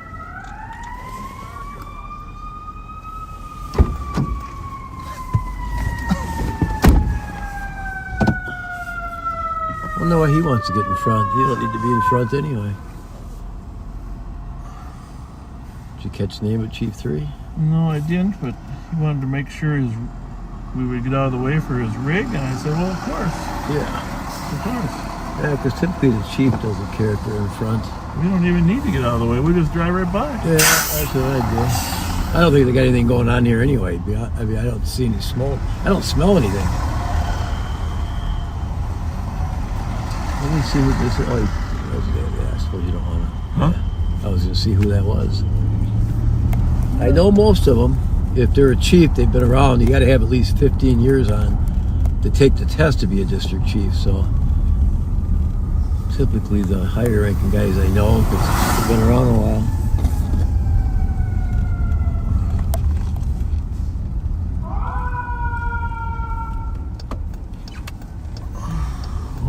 fifth rig here. Yeah, they came off the freeway. That's 24s. So they were on White Bear or 94. They jumped on the freeway and they get off at Kellogg, and that's why they're coming back this way.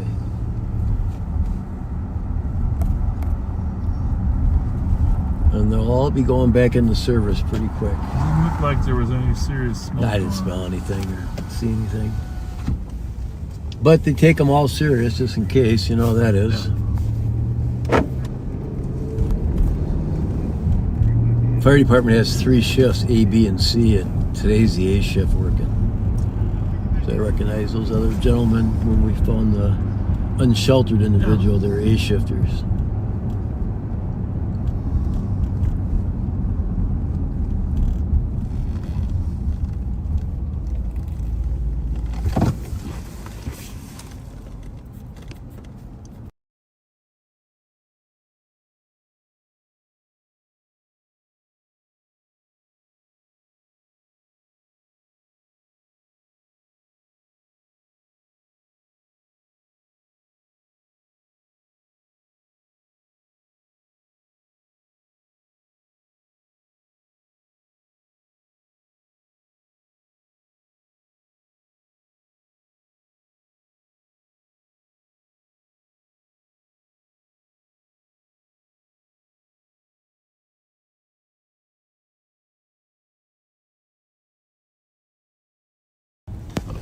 Okay.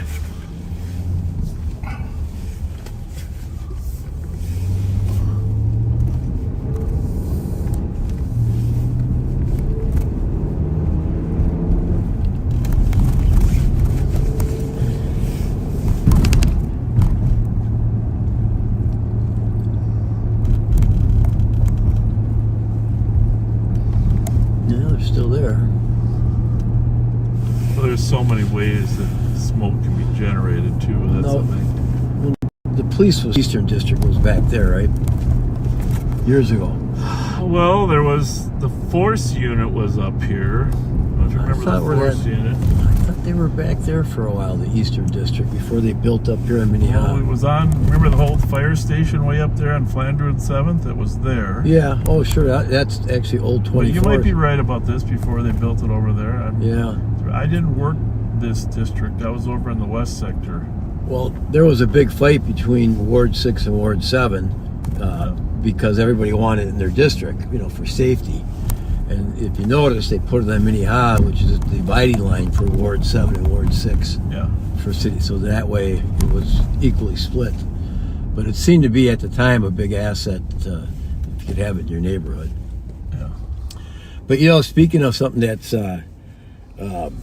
genius, and you came up with it, when they were building, you know, the jail and the police department and the Ramsey County Sheriff's Office and all that, and people were calling it a jail. Nobody wanted it. And they said, you know, why do we have to have a jail in our backyard? And people were calling the elected officials, the mayors, city council, county commissioners, we don't want it. And the sheriff, Bob Fletcher, called it a law enforcement center. And then everybody wanted it. They said, we want it in our backyard because it's, you know, it's an asset. Just simply changing the name changed people's mind.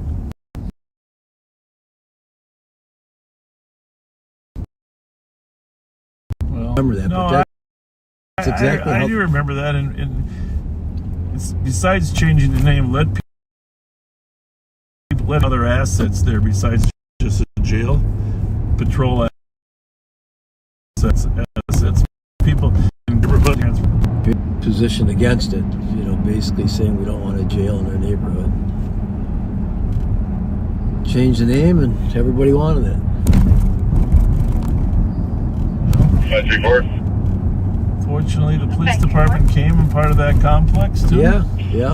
Myself. No, detox is there. Dispatch is there. Holiday, and we'll be out with a mail here.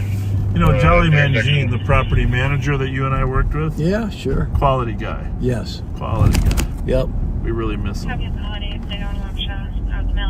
We really miss him. Yeah. Who was there before Jolly?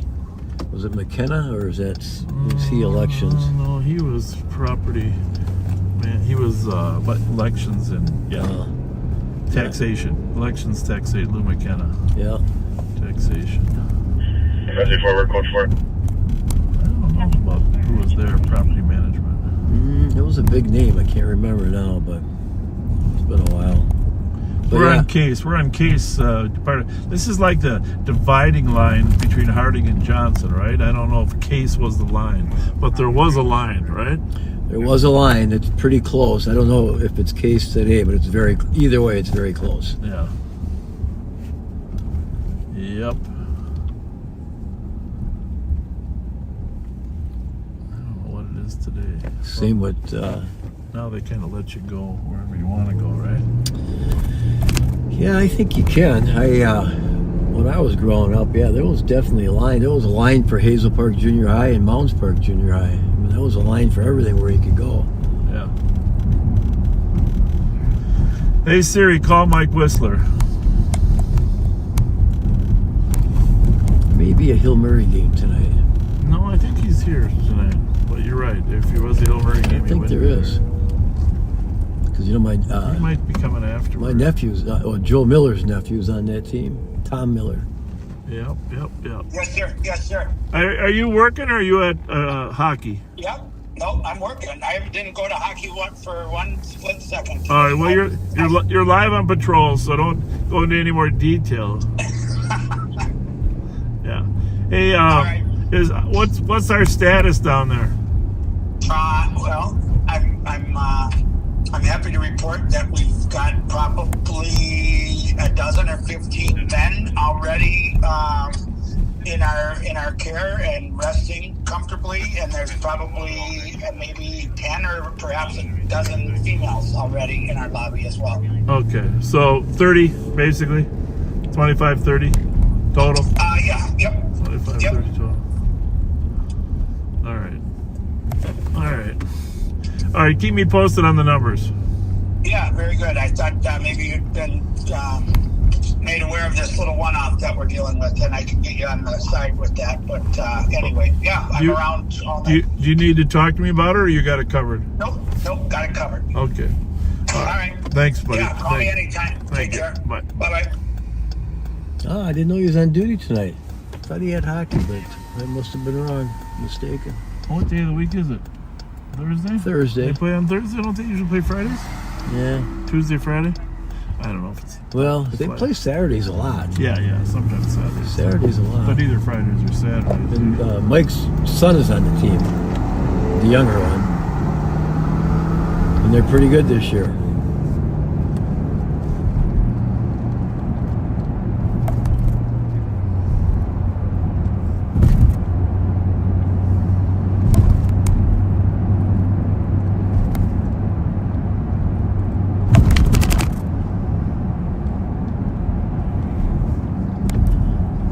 The old Phelan Corridor, which wasn't around years ago. Yeah, I know. Randy Kelly built this. Yeah. Or deserves the credit for it. I mean, obviously Dan Bostrom was pushing behind the scenes, but in terms of the funding, ultimately, Senator Randy Kelly. Yeah. Which is also why at the end of this corridor, the Bureau of Criminal Apprehension is there. Yeah. That was a good asset. Yeah. Side. The planning for this really went on for probably 10 years. All the land acquisition. Yeah, it went on a long The Port time. Authority was involved too. They were. Yeah, huge. But it took some money. So it had some environmental cleanup dollars too, for all along that way. It's. Well, I was online. I thought he was talking to females. Yeah, there was some polluted soil for sure.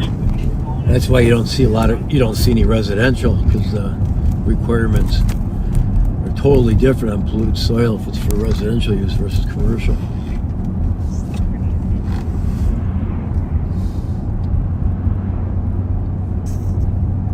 Now, Chinook said there were some homeless tents not too far from the village here. There are. Oh, you did know. You are aware. Yeah. Okay. It's, okay. What's it called? Heritage Park? I don't know. Yeah, that sounds right. Park. Yep. But you go one more block down, you'll see Tim Jones where he grew up. Okay. But can I cut all the way over then, or not? Because I want to go this way. Yeah, no, yeah, you better go this way I'm going then. to take you by the Christmas lights. On York? Yeah. Yeah, well, I'm an East Sider, so yeah, no, that's really nice. Before you take your wife to dinner, Yeah, we'll come by. come by the lights. Yeah, we will. Yeah.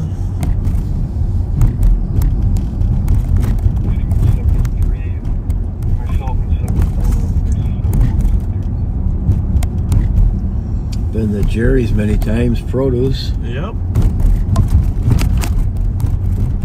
Rhodey still over here? Yeah, I believe so. Little Rhodey. I think he's on Canard Court coming up. Just a great friend. He's good on the person. corner house. Yeah, we won't tell exactly where he's at because Okay. knowing Rhodey, he's probably got enemies. Yeah, he's been there a long time now. Actually, Rhodey doesn't have any enemies. Such a Probably nice, not. such a kind person. We love you, Bill Rhodey.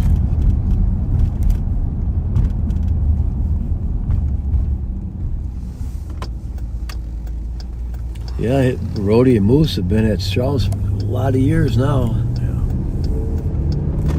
All right, so if you're wondering, 1500 block of York is where the Christmas lights are. And I'm sure we're going to get a music strike. I'm gonna go over here first so we can see it. York and Hazelwood is the start of it. If you want to drive through, you can tune your radio, which we're gonna do. Tune our radio to the frequency. I didn't know you could do that. And I think it's the Schultz family. They do an amazing job of choreographing lights and music with both sides of the street. Yeah. Between White Bear and Johnson Parkway and just north of 7th Street. That isn't the right channel, but it's like 98.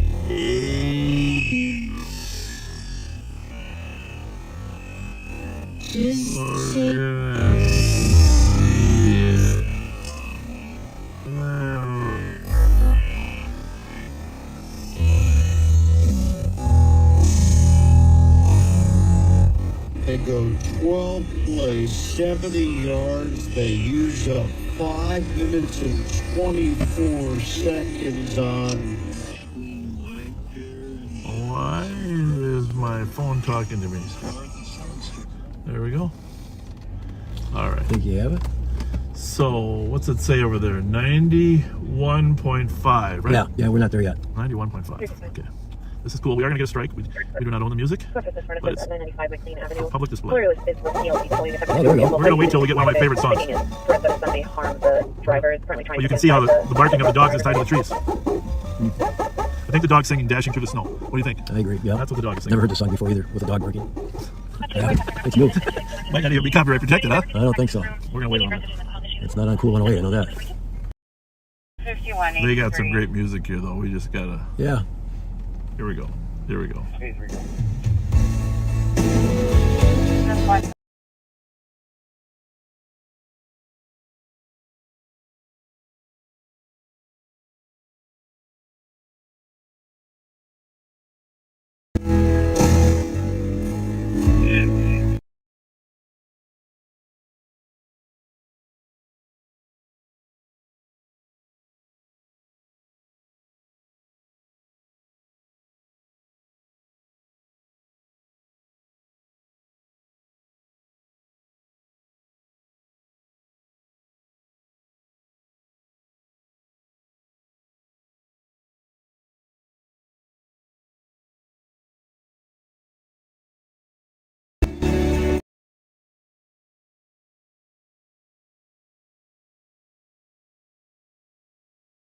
Newer version of the band.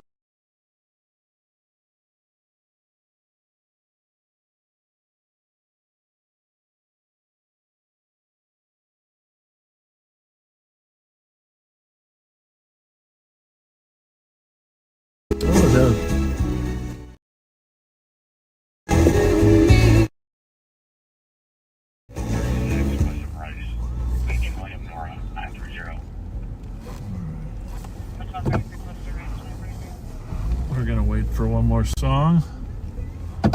Hope we get one of my favorites.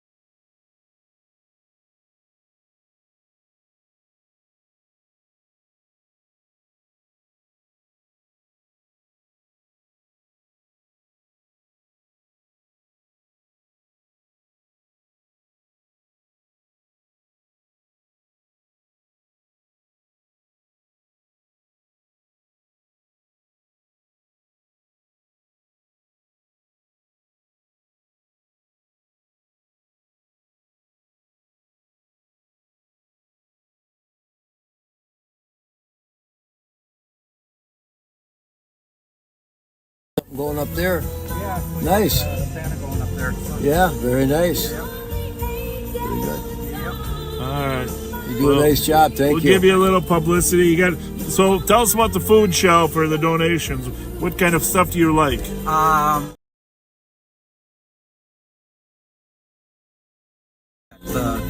The food shelves can't take any kind of.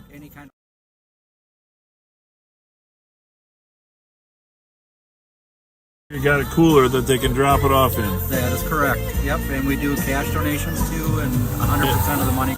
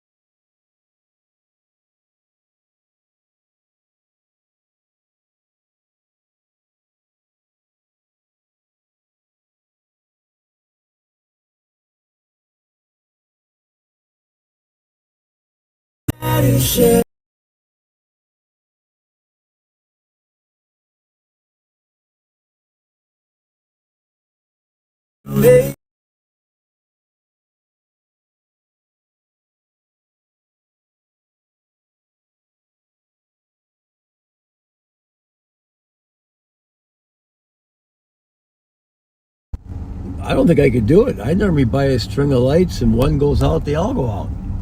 Well, that's the way they were made in 1965. That's called a series circuit versus a parallel circuit. Did you pay attention in your electrical class at Harding? Yeah, I'm guessing not.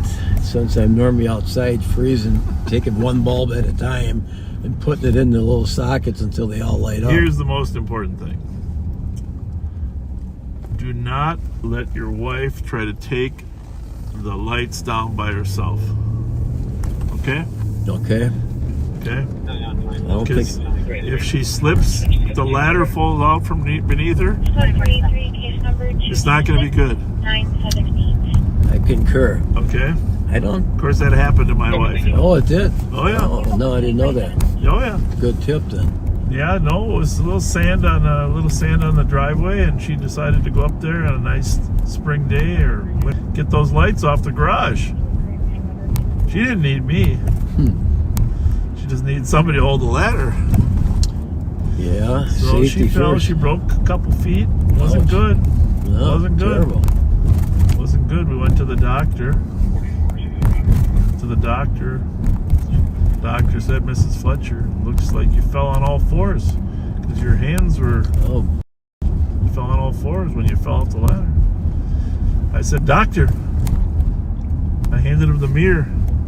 I said, maybe you should give her this mirror. I said, don't you think it looks like she fell on all fives? 7-4, you copy 2. Something on the She forehead. had a 1 inch bump on her forehead. Oh boy. 7-4, copy.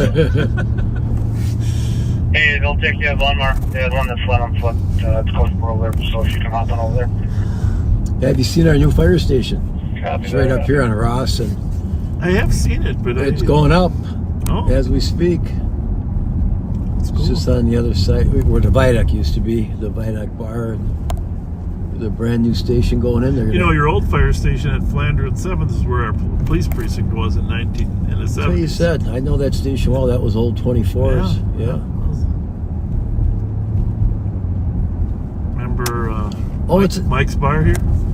yeah. No, that was Eric's. Oh, Mike Kalis's. Mike Yeah, Kalis's yeah. bar, yeah. Michael's. Yes, of Michael's. course. Yeah, I just had dinner with him at Mancini's. Oh, you did. He's retired from the housing inspection. With Tom Arnold and Rich Singer House. They were all they worked the homeless encampments. Those guys did. Really? Big Mike looked good too. Yeah, good, great guy. Yeah, he is.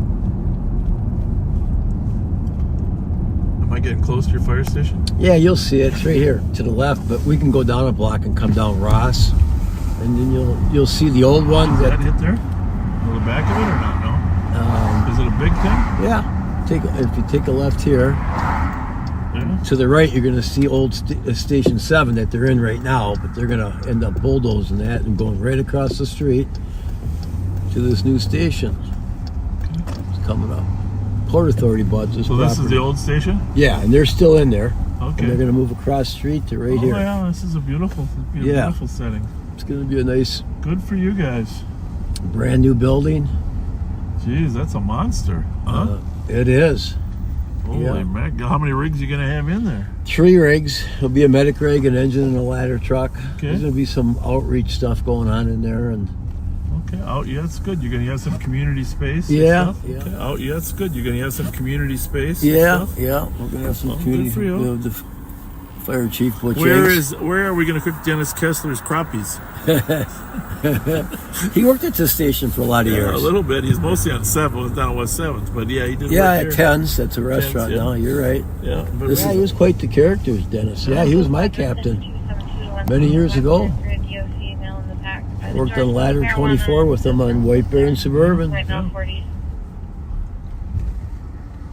2-6, come on. I think they referred to us as the dream team. I don't know if that was a compliment or not. Well, it's hard for me to imagine that unless Kessler came up with that idea. Yeah, he was a character. He's missed by a lot of people. Yeah. His son, what did his son ended up going into? Oh, I forget what it was. Yeah, I'm not sure. Dennis Jr. He left so long ago, Dennis, and then of course he passed away some years back, so I kind of lost track. For years, the retired guys always came by the fire stations for coffee and dinner, and so you knew what was going on. It was just a tradition, but not so much anymore. They don't do that. Shelby 23. Yeah. 21-6 to investigate. Yep. 2165, go ahead. Well, it's been fun having you. Appreciate that. I'm going to head back and call it a night for a while. I might go back out with the CAT team, but I'm going to go check on how the homeless, unsheltered housing is coming. We had 90 people there last night, folks. We had 75 men, 15 women, 1 dog, 1 cat, 1 kitty. Yeah. 1 kitty. That dog was so happy to be in that warm lobby. He was sleeping. I went over. Of course, I love dogs. He mentioned it earlier. And I went and got an extra sandwich and a bottle of water for the puppy. Yeah, good for you. There was some dog food down there. We had a bag. Oh, I didn't see that. Yeah. We had I a was. bowl and a bag of dog full of water. I had a bowl for it and gave it water. And in fact, that was on my list this morning. And I forgot to do it. I was going to bring some dog food in. I think that dog and the owner might be back tonight. I want to get a picture of the dog. Yeah. What was the dog's name? Do you remember? I don't. She said it was 8 years old and it really has a tough time in the cold. That the cold's very tough on the dog at 8, which I don't think is that old, but For some dogs it is, depending on the breed. Yeah. We've been lucky. We've had 2 dogs that have lived 18 years before we had to put down. But we walk them a lot and take good care of them. That they love to walk dogs. 272, go for it. 213, you can cancel. Copy for 213, you can clear. 200, copy, here. Yeah, I think that was tucked back in here someplace. Now, it might have been even a library here years ago, too.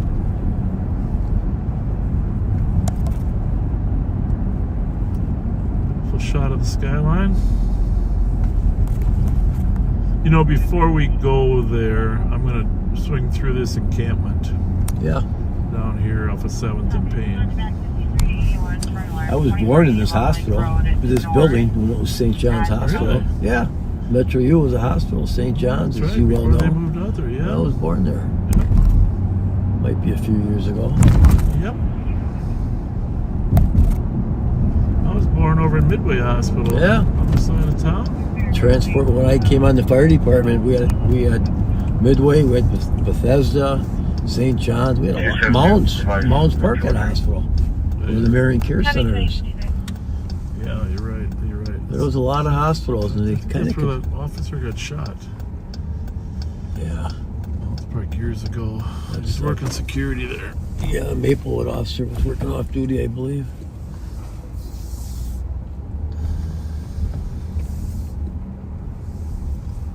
I've taken the sheriff's electric bikes down here with Stu Besslin from the fire department and scoped things out many times. Yeah.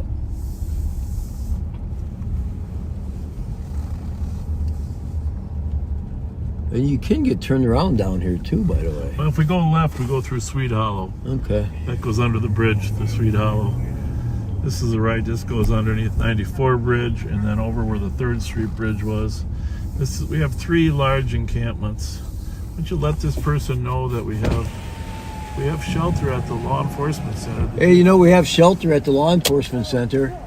Pardon? No, I'm not. Okay. Do you need a ride? You're okay? Yeah. Okay, sorry. All right, have a good day. She didn't really want any help. I think she had a bottle of liquor with her.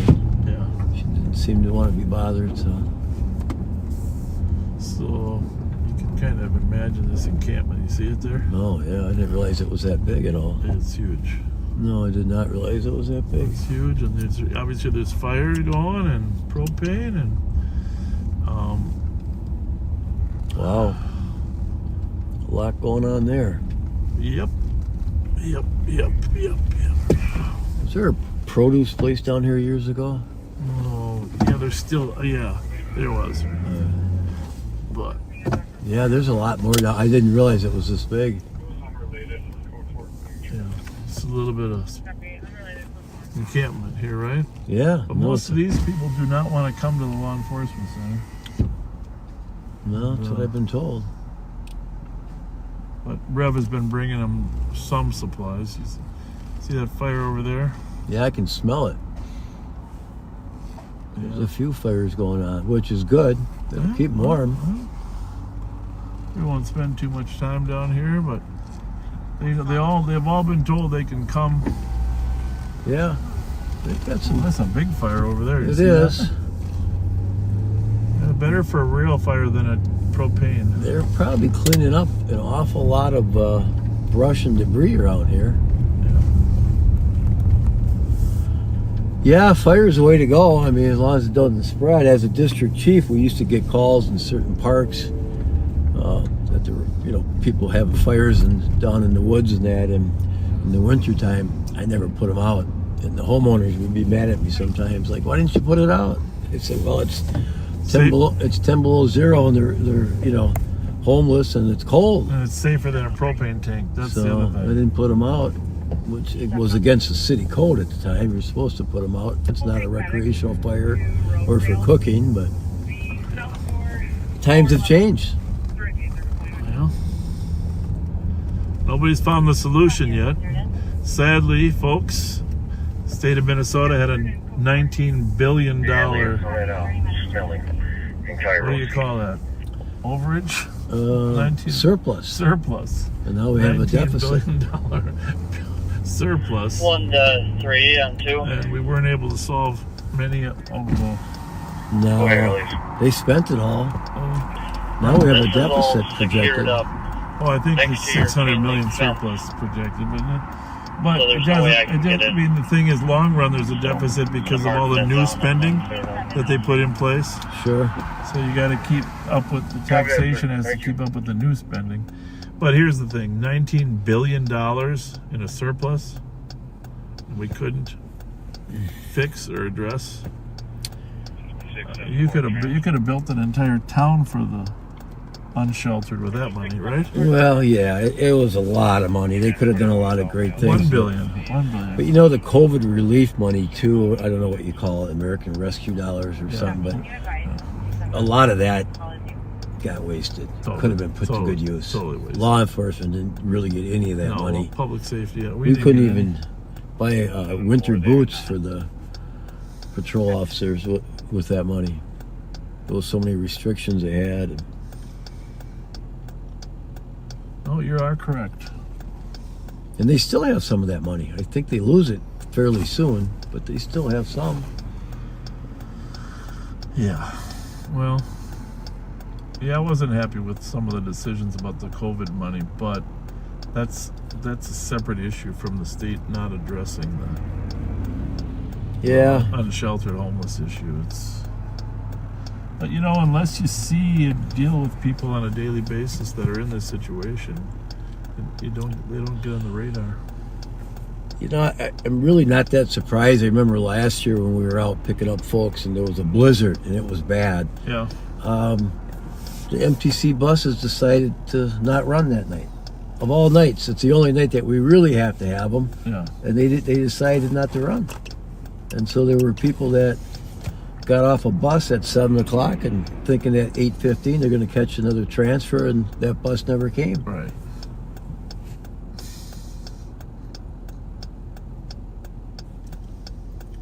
Well, thanks for riding with me. I know it's a little longer than you anticipated. Yeah, I appreciate it. It's fun to talk about some of the old days. We got a lot in common from years back that we haven't really talked about much. You're a good person, Dino. Appreciate you.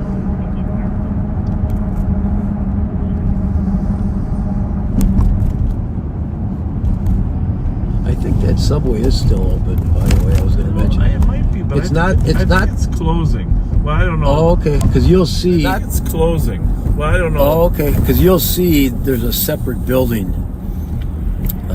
Yeah. Well, you might be right. Yeah. See, they do the wood, the frames, and then it's this building is part of.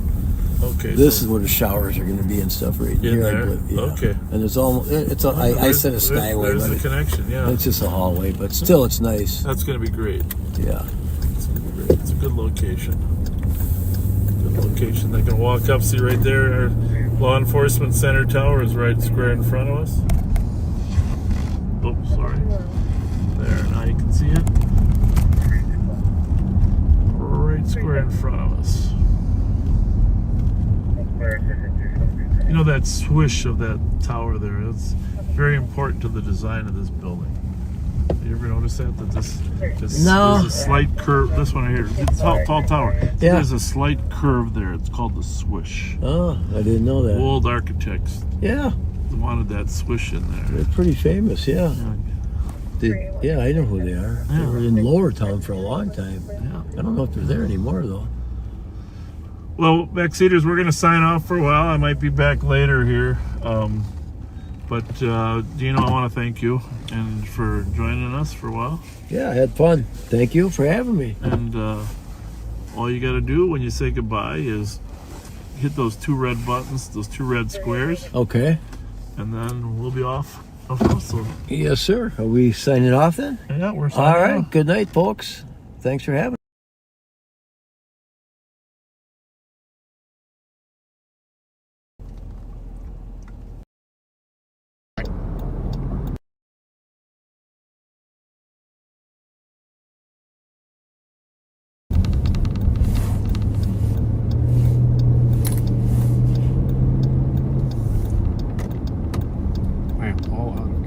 I was just gonna say, do we have any? We don't.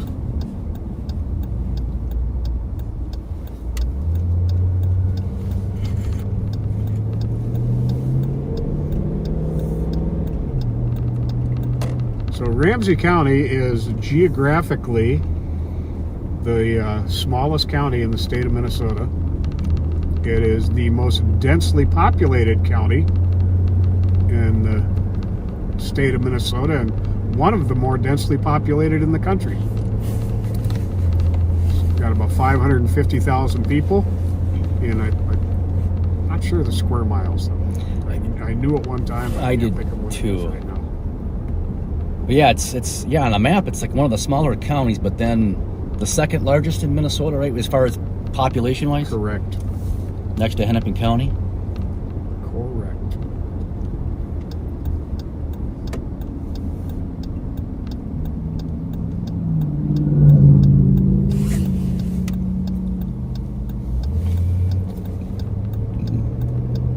Speaking of Bergeron, this is right where the incident. Yep.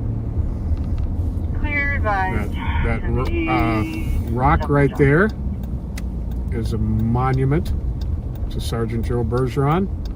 This has been named Joe Bergeron Pass. It was right on that walking path there where he was on the perimeter looking for carjacking suspects when one of them snuck up on him and murdered him. Yep. Well, see, a lot of people get confused, so that's actually the Bruce Vento Trail, which does hook up to the Gateway Trail. But people call that the Gateway Trail. It's actually the Bruce Vento Trail. Right. Which does connect. Yep. But yeah, we initially thought he was over off of like Arlington and the Gateway Trail over by 35E. Yeah. And I remember it was like probably one of the, I think they said it was the biggest perimeter, one of the largest perimeters after the initial incident happened at St. Paul or Ramsey County, couldn't remember. Oh, absolutely. It was so spread out.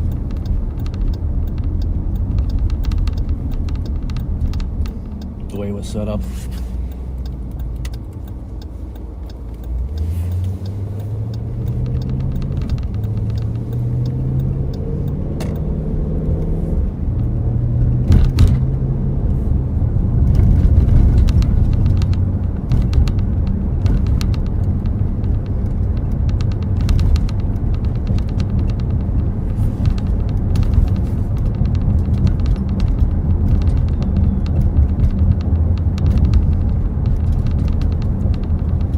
So I am in my second day in a new, for me, Dodge Durango.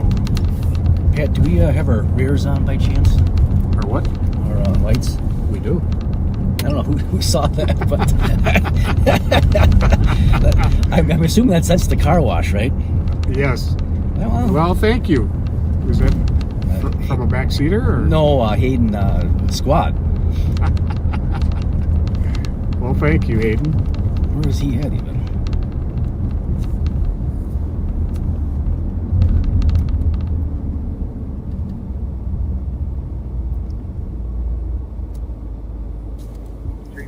Oh yeah, he's at East Shore Drive and 349. Cleared your way. civil paperwork. That's why I'm like one of our civil deputies. Civil process it is. Well, if there's not too much of a line, I think I should stop and get us some crime-fighting fuel at White Castle. White Castle. What do you think? Sure. Yeah.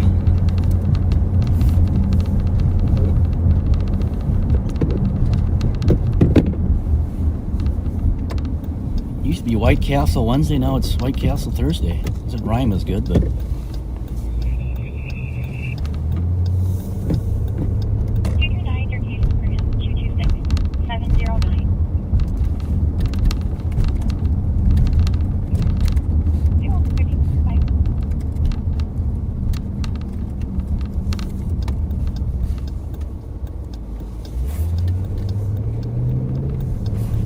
Okay, keep your fingers crossed for a short line. You want 3? No, I'll just probably do 2. I had Nelson's Cheese Factory earlier, so. That's a great spot. Nelson's Cheese Factory. It's Snelling and Como, folks. Awesome sandwiches. Yep, right by the fairgrounds. That get your bearings. I'm gonna get a chocolate shake. Ooh, I think we'll just get a cup of water. I think they're free.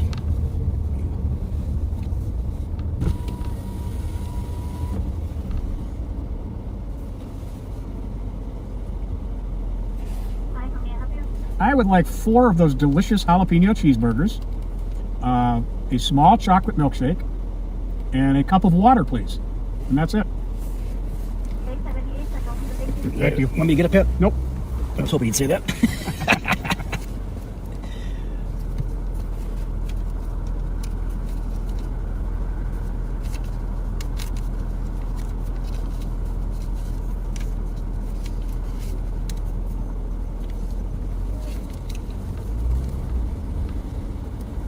And I do have Tums, just in case. Oh, yeah.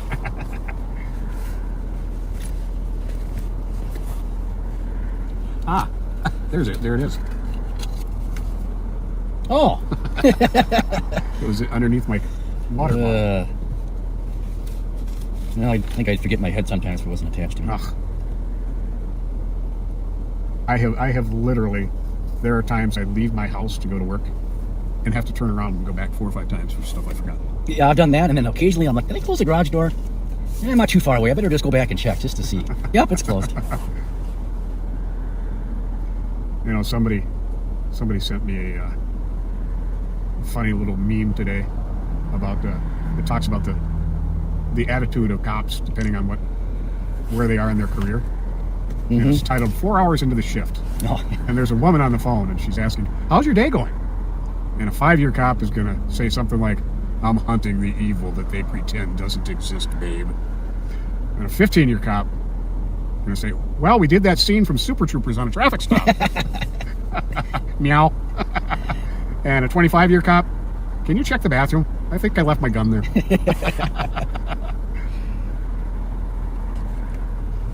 Yeah, I saw something similar like a couple of years back. You know, when you first start out, you're very proud of the badge, the uniform, and you want everybody to know that you're a police officer. And then after 10, 15 years, you don't want nobody to know that you're a police officer. Yeah, first few years you wear T-shirts that says you're a cop. You wear ball caps that says you're a cop. Jackets. Yeah, well, I'm not going to pick on firefighters or firemen, but they are the worst. I do have firemen buddies, so I can say this, but they're always wearing T-shirts out and stuff. And oh yeah. Well, sorry, firefighters. I still love you though. When I came on the job, and I was first putting in my application, they said, if you want to be loved, go out the door, go to the right, and go to the fire station and apply.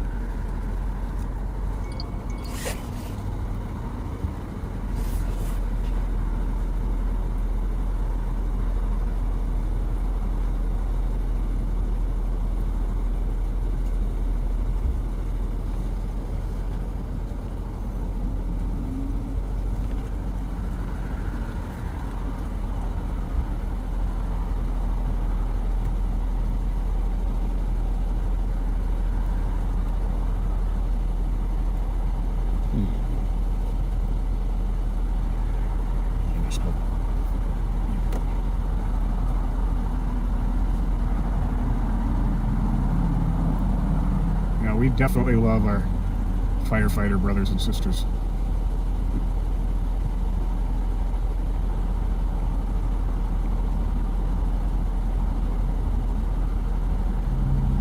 Somebody must have a big one.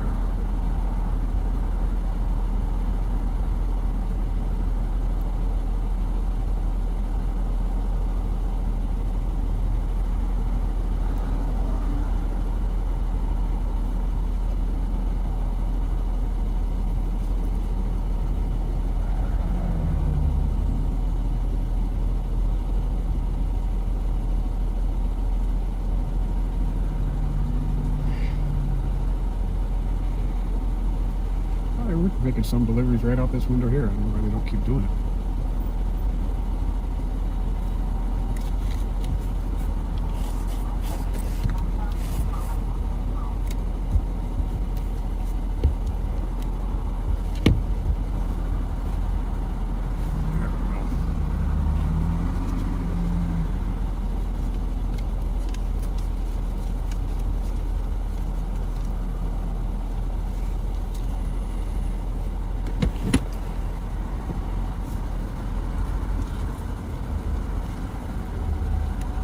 Hi.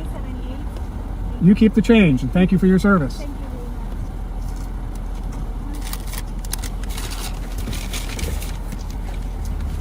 Thank you. There's your water. Thank you, sir.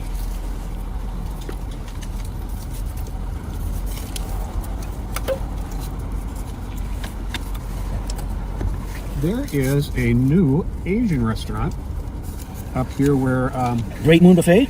no, where Angela's Pizza used to be. Oh. Have to check that out. It supposedly also has sushi. Yeah, sushi's one of those things I gotta be really in the mood for. I wouldn't turn it down. Just in the mood for, or I do you gotta- have to be drunk? Well, decline to comment on the air.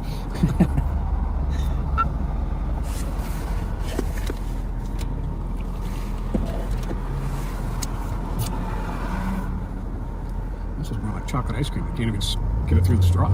Oh, it's like a frosty, like a Wendy's. I've been to Best Steakhouse in a while too. I was there right after they opened up, and a couple times. And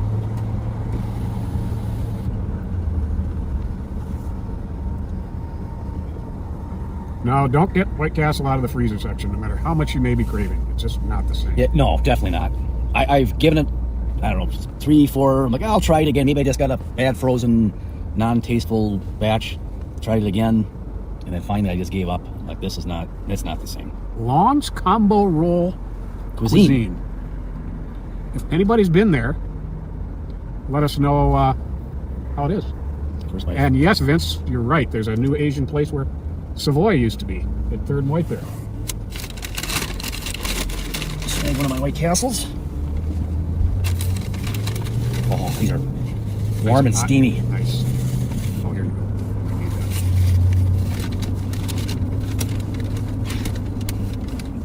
Oh, yeah.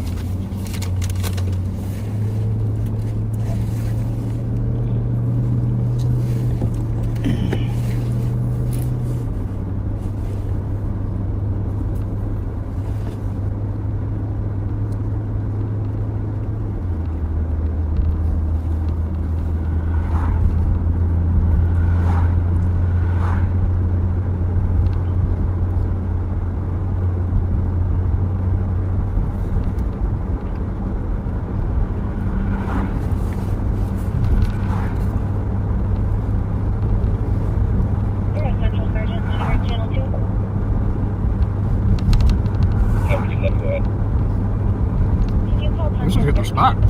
Oh yeah. Really have a few.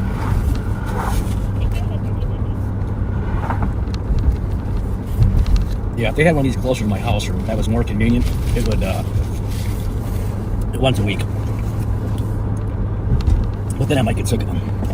Right. Well, holy buckets! I haven't been by this in a long time. This is the old Hillcrest golf course. Yeah. I knew it's been closed for a long time, but this looks way different.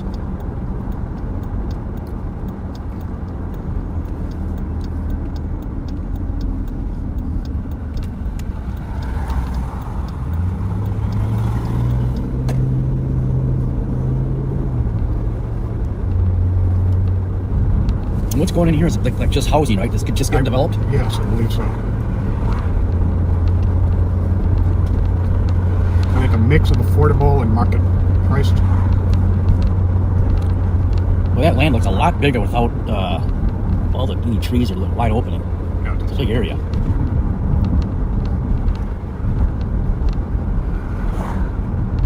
Well, they got a lot of people working on it. Yeah, they sure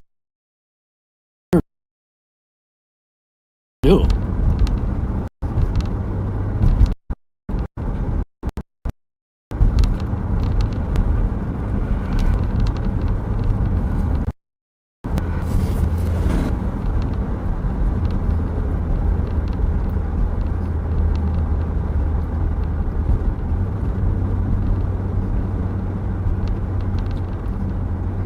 Somebody said, Joe, you're a cheap date. A couple of White Castle burgers and water.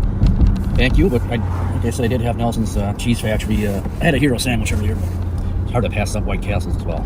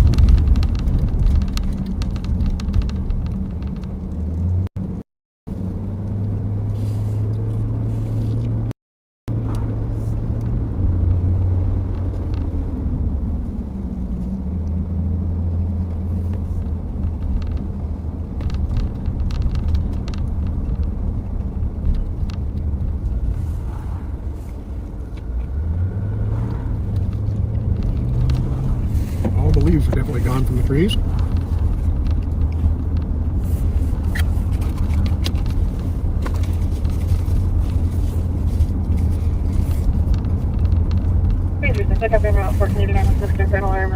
See, Reverend Spence is watching us right now. Reverend, thank you for all that you do. Thanks, Rev. You're an amazing man. And also, it looks like you had a wonderful anniversary last week. Oh, yeah. Beverly's got to be a saint to put up with you, Rev. I'm just kidding. You guys make an amazing team.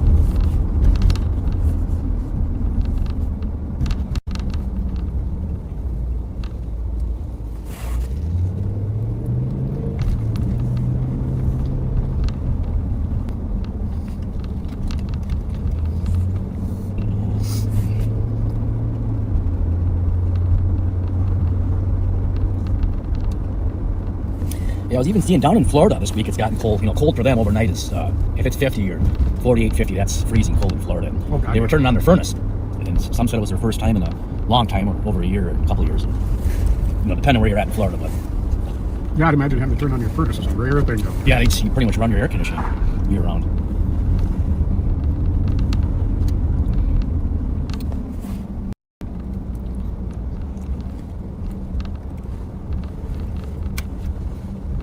Anything out of the ordinary? No.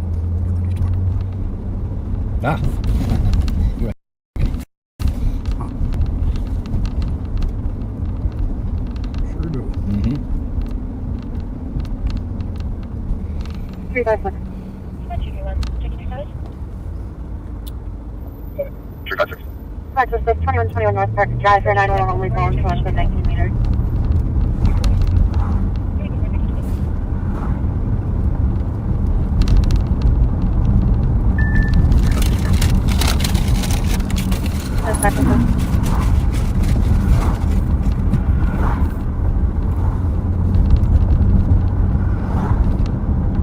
Yeah, the rep just sent me a text. He said, "Are you live?" I said, "Yeah." I said, just gave you a shout out. Thank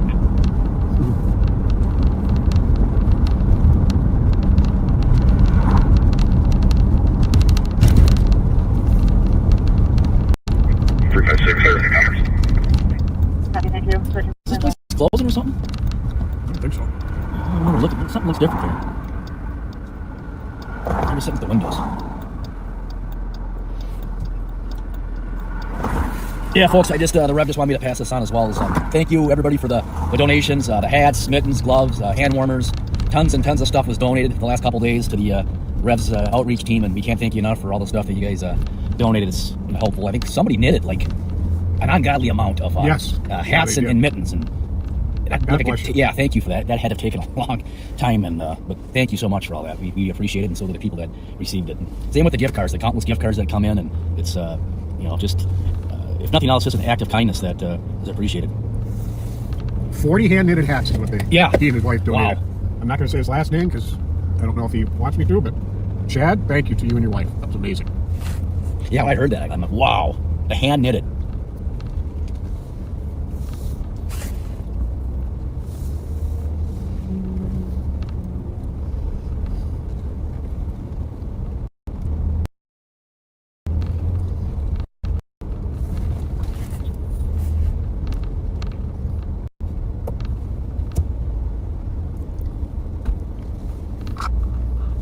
How's your shake? Finally able to get a little bit out. Is it melting finally where you can get it through a straw? Able to get some out without giving myself a migraine. I hate that. I think some people are more prone. Body able to break. Accident, potential injury, fires being started at 72 Winthrop Street. All right. Ravens or crows? 2 vehicle accident, 1 vehicle. This time of the year, I don't know. You know, I'm not. I don't know. I wish I had a better answer, but I'm not good. I know some are migratory birds where they come in and go, and this time of the year, I don't know if crows are. I read a really long article in the New York Times about crows and how smart they are. And they hold grudges. Really? Yes. They hold grudges. And they will terrorize people that they recognize. Hey, hello, hey, thanks for watching. Good. Yep. Thanks for watching. Thank you for watching. Take care. That's hilarious.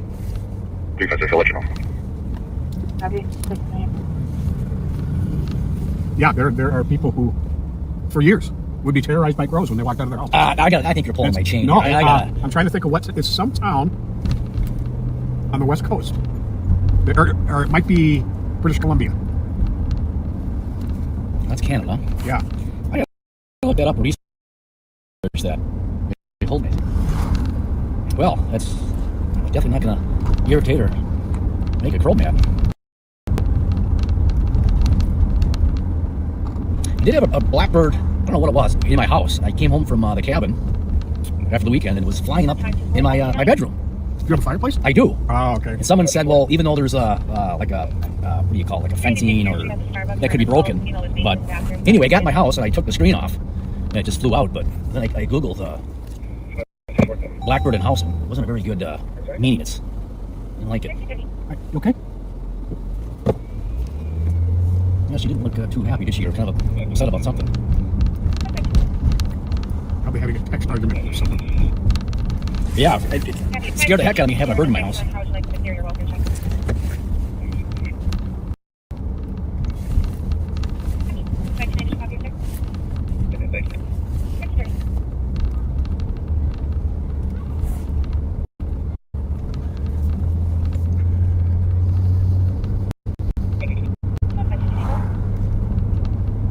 You're advised we'll take the assault handle back.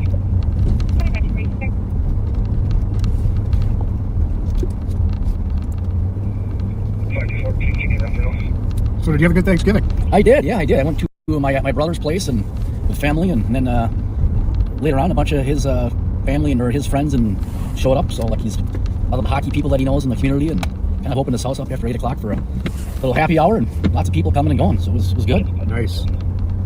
Yeah, I had an amazing one at my daughter Kasara's house. And then 2 days before, my best friend who's a chef, Jen, she and her husband Robbie, her mom and dad, Sandy and Brian, her brother Matt, Hayden and Jackson, his children. Wow. And Aunt and Uncle Steve and Sue all invited me over 2 days before for a Thanksgiving. You must have a big table with all those people you mentioned. We were kind of spread out throughout the house. And they deep fried a turkey. Oh, yeah. Amazing.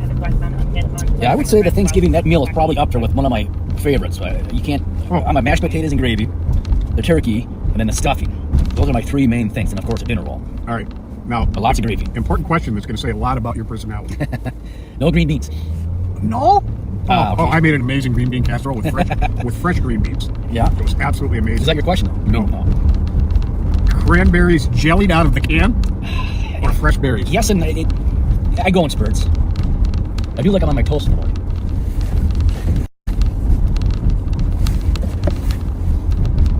Same with pie. You know, people are big on sweets, and I could. French silk is probably my favorite, but I could do without it. Some people love the sweets. I'm much more a savory person as opposed to sweets. I'm more of a fine wine. Now we're talking, dry wine, white wine, red wine. That's my dessert. Yeah, I like my cranberries out of the can.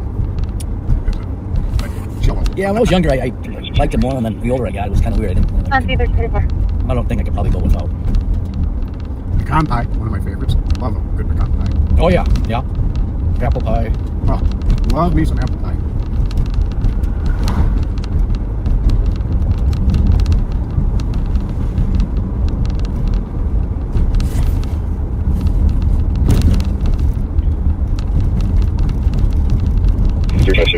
Go for it.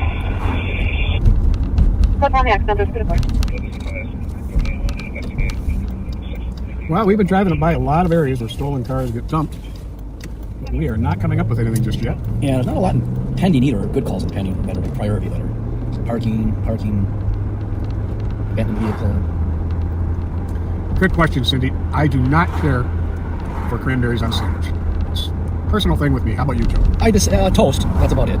But like a turkey sandwich, you don't want cranberries on it? No, heavens no. Now you're just ruining the turkey.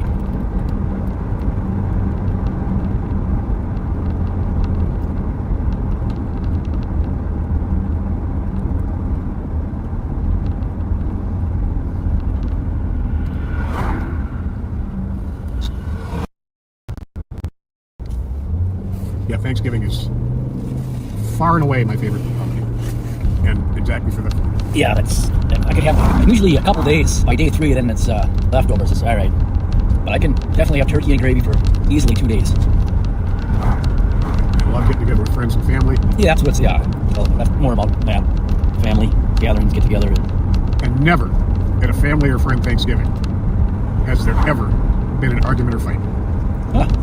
For a couple years. There you go.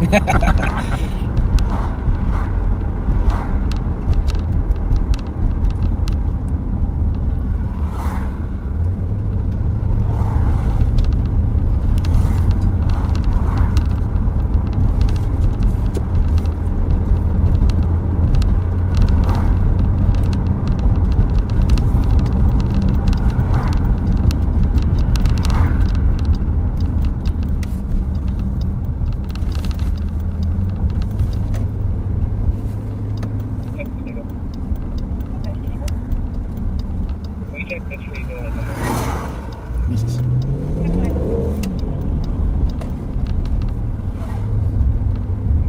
Yeah, just, you kind of roll to that stop sign if you want to.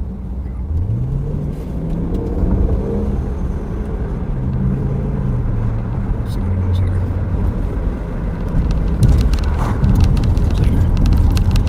LZP 983.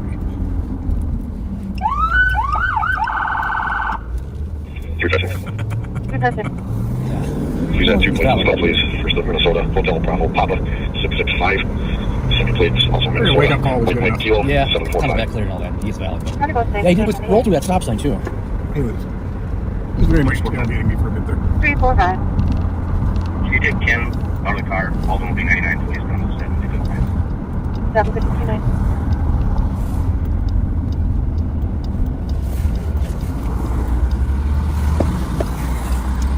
God bless you.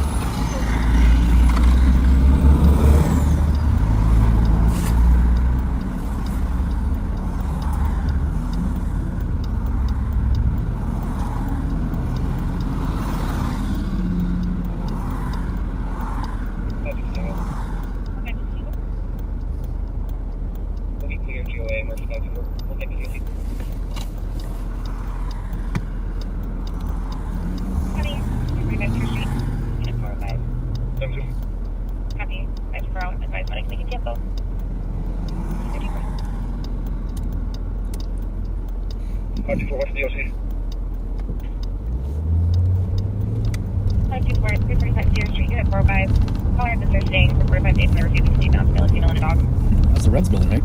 345 seater. I believe so. JVS 740. JVS 740. Oh crap, look. 1420 case. Just a case of Berkeley. I mean, ID only, but that's no warrants. Okay.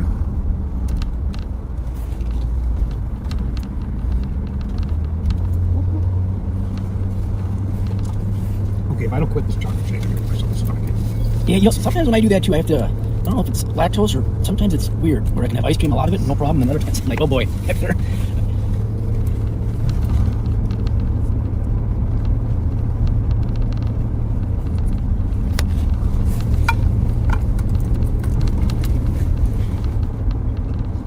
Let's see something, where is that?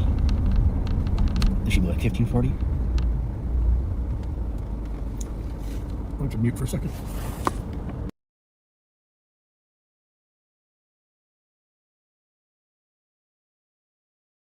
Excuse me.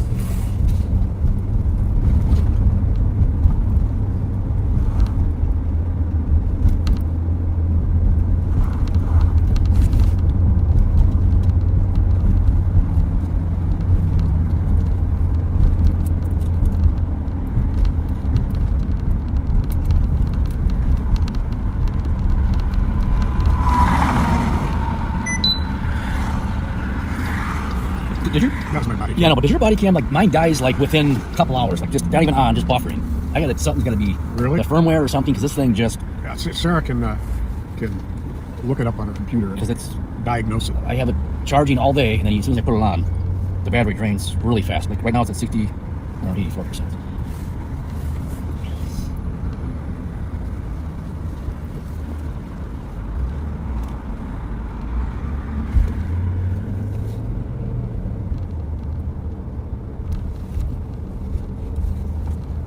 I I have not heard the radio so quiet in a very, very long time.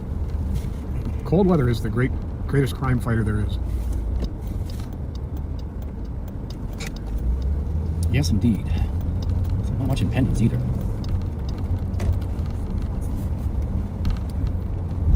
You know, this target's always relatively quiet. There's not a... They shop here occasionally. It's just kind of a quiet target that kind of just... It is. Not busy, no problems, no early calls for service.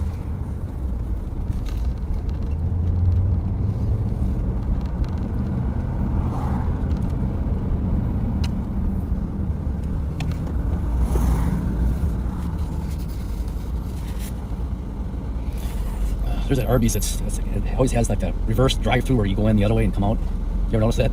Oh, yeah. Get a drive-through there? Yes. What were they thinking? Well, maybe it was something else beforehand.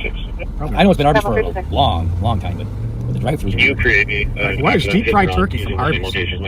Oh, wow. And then add I've got to ask. license plate golf. You know what else? A sandwich. Deep fried turkey sandwich. Oh. You know what else I found out? Wendy's has baked potatoes. Really? Did you know that? No. Like all the time? Or Yes. See, like actual baked potatoes with you can get the salt, pepper, and butter. Pretty darn. I don't know about you. I have to put a lot of butter on a bagel. Oh yes, and salt and pepper. Probably about a quarter of a stick. Yeah, no, I agree. Lots of butter. How do you guys enjoy your day? 1546? Well, she sounds very happy. That dispatcher? Good afternoon to you too.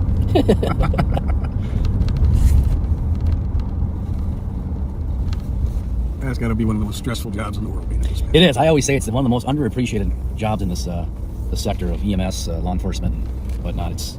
I couldn't do it. No, it's a lot of stuff behind the scenes like people don't realize that our dispatchers and call takers do. Yeah, my son Jesse did that for about 10 years. It stressed him out bad. Yeah, I remember Jesse. He was smart as a whip too, that kid. Well, now he's probably close to 50. But he is, let's see,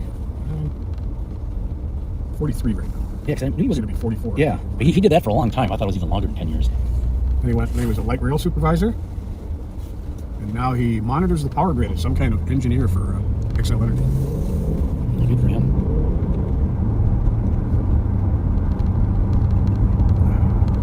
Well, I would head south on McKnight, but we've got a bad signal down there, so keep it going so we don't lose the backseaters.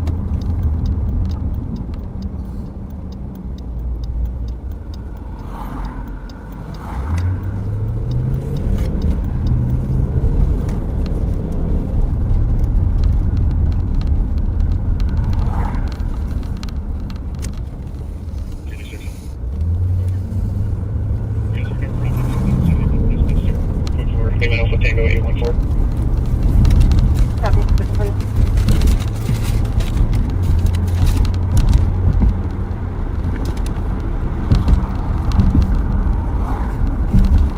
Went rid of the fuel.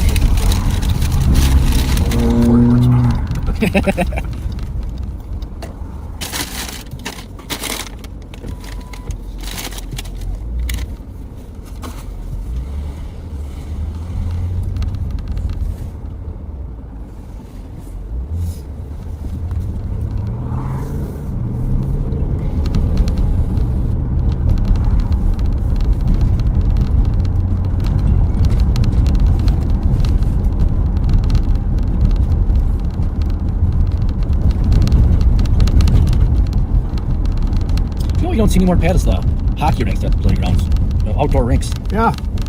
Yeah, no, you mentioned it. You're right. You know, when I was a kid, that's all we would hang out for hours.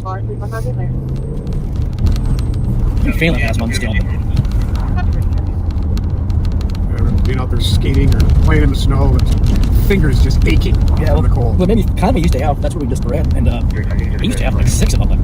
Really? Yeah, 6 outdoor rinks, and they had a big youth playground program for hockey.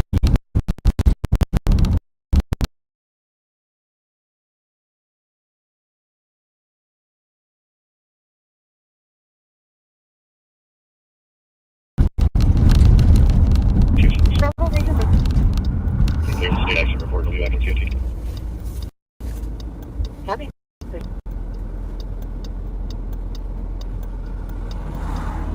That little store's been there for years too. It used to be the mini market, but yeah, for years it was the mini market. It got robbed a lot. Yeah, I think somebody got killed. The clerk got killed there probably 15, 20, maybe 20 years ago now.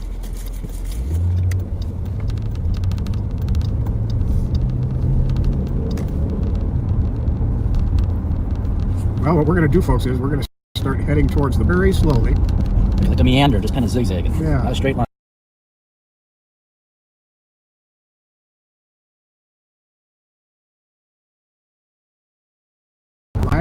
Rides are generally much shorter than our Friday nights. Always much shorter. Yeah.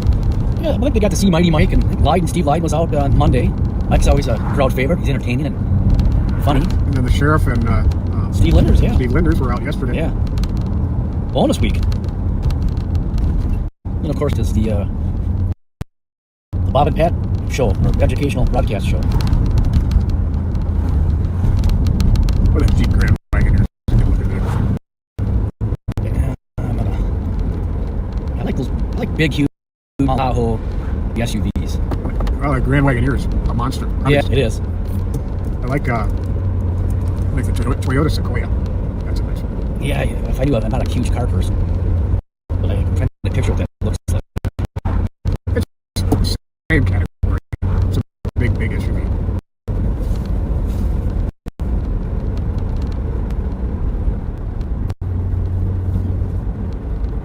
Place for a jet ski. Oh, it's kind of an odd place. A jet ski was just kind of parked in that lot. Kind of looked out of place, like.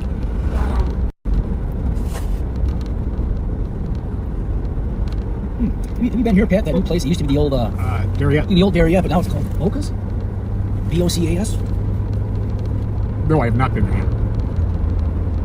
So there are downtown spot available to start to 445 Minnesota Street. Assist medics for a female down inside the women's bathroom. That's not good. Well, I almost made it without needing it. That's one. I opened this up today. It just fell off. Female down in the women's bathroom at 445 Minnesota.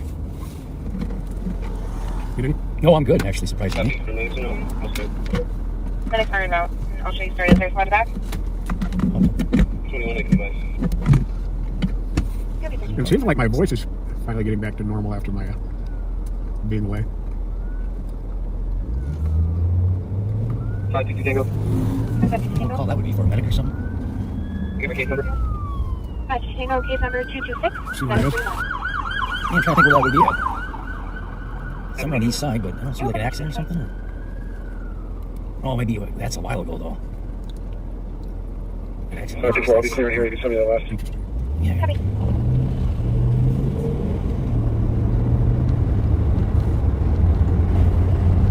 Well, maybe Rainy and Payne. That's where. See, I guess you could be going that way. Oh, he's going the opposite way. He is, but that's something that's close. That was a while. Never mind. That was a while ago too.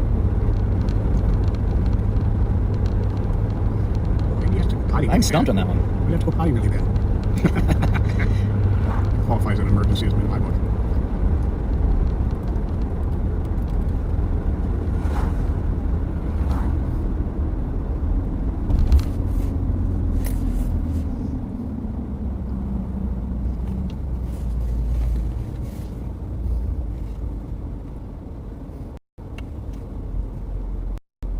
Good to be back, folks. And once again, I appreciate all the kind messages and shout outs on the backseater pages from all of you.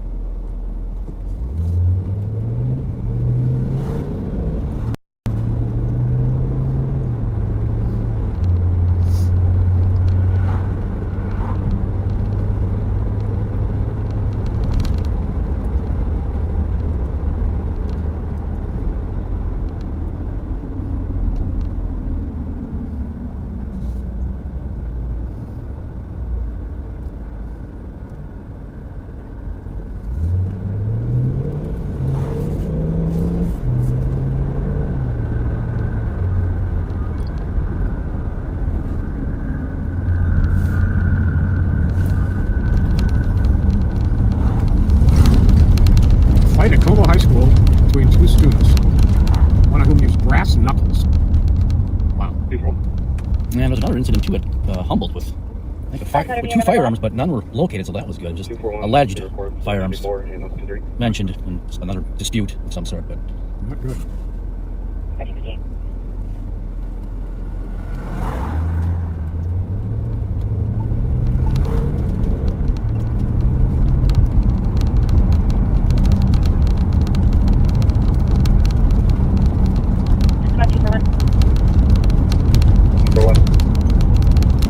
Can I have you start to 2200 Buford Avenue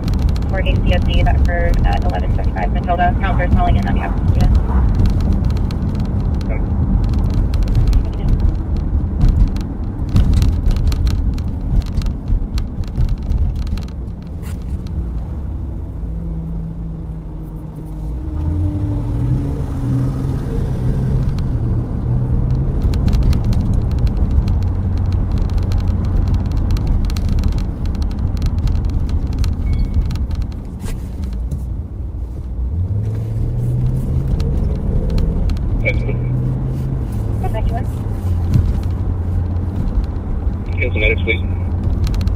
Copy, cancel medics, after 47.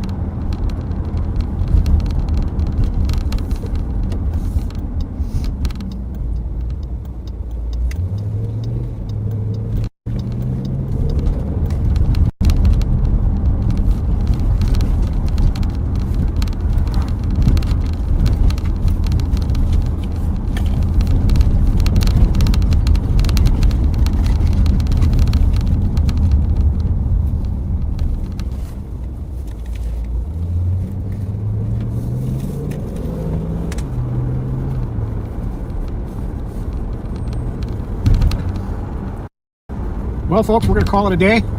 Thank you for being with us on this chilly Thursday in Ramsey County, Minnesota, with the Ramsey County Sheriff's Office, where Deputy Joe Miller and I are honored to serve under the able and honorable supervision of Sheriff Bob Fletcher.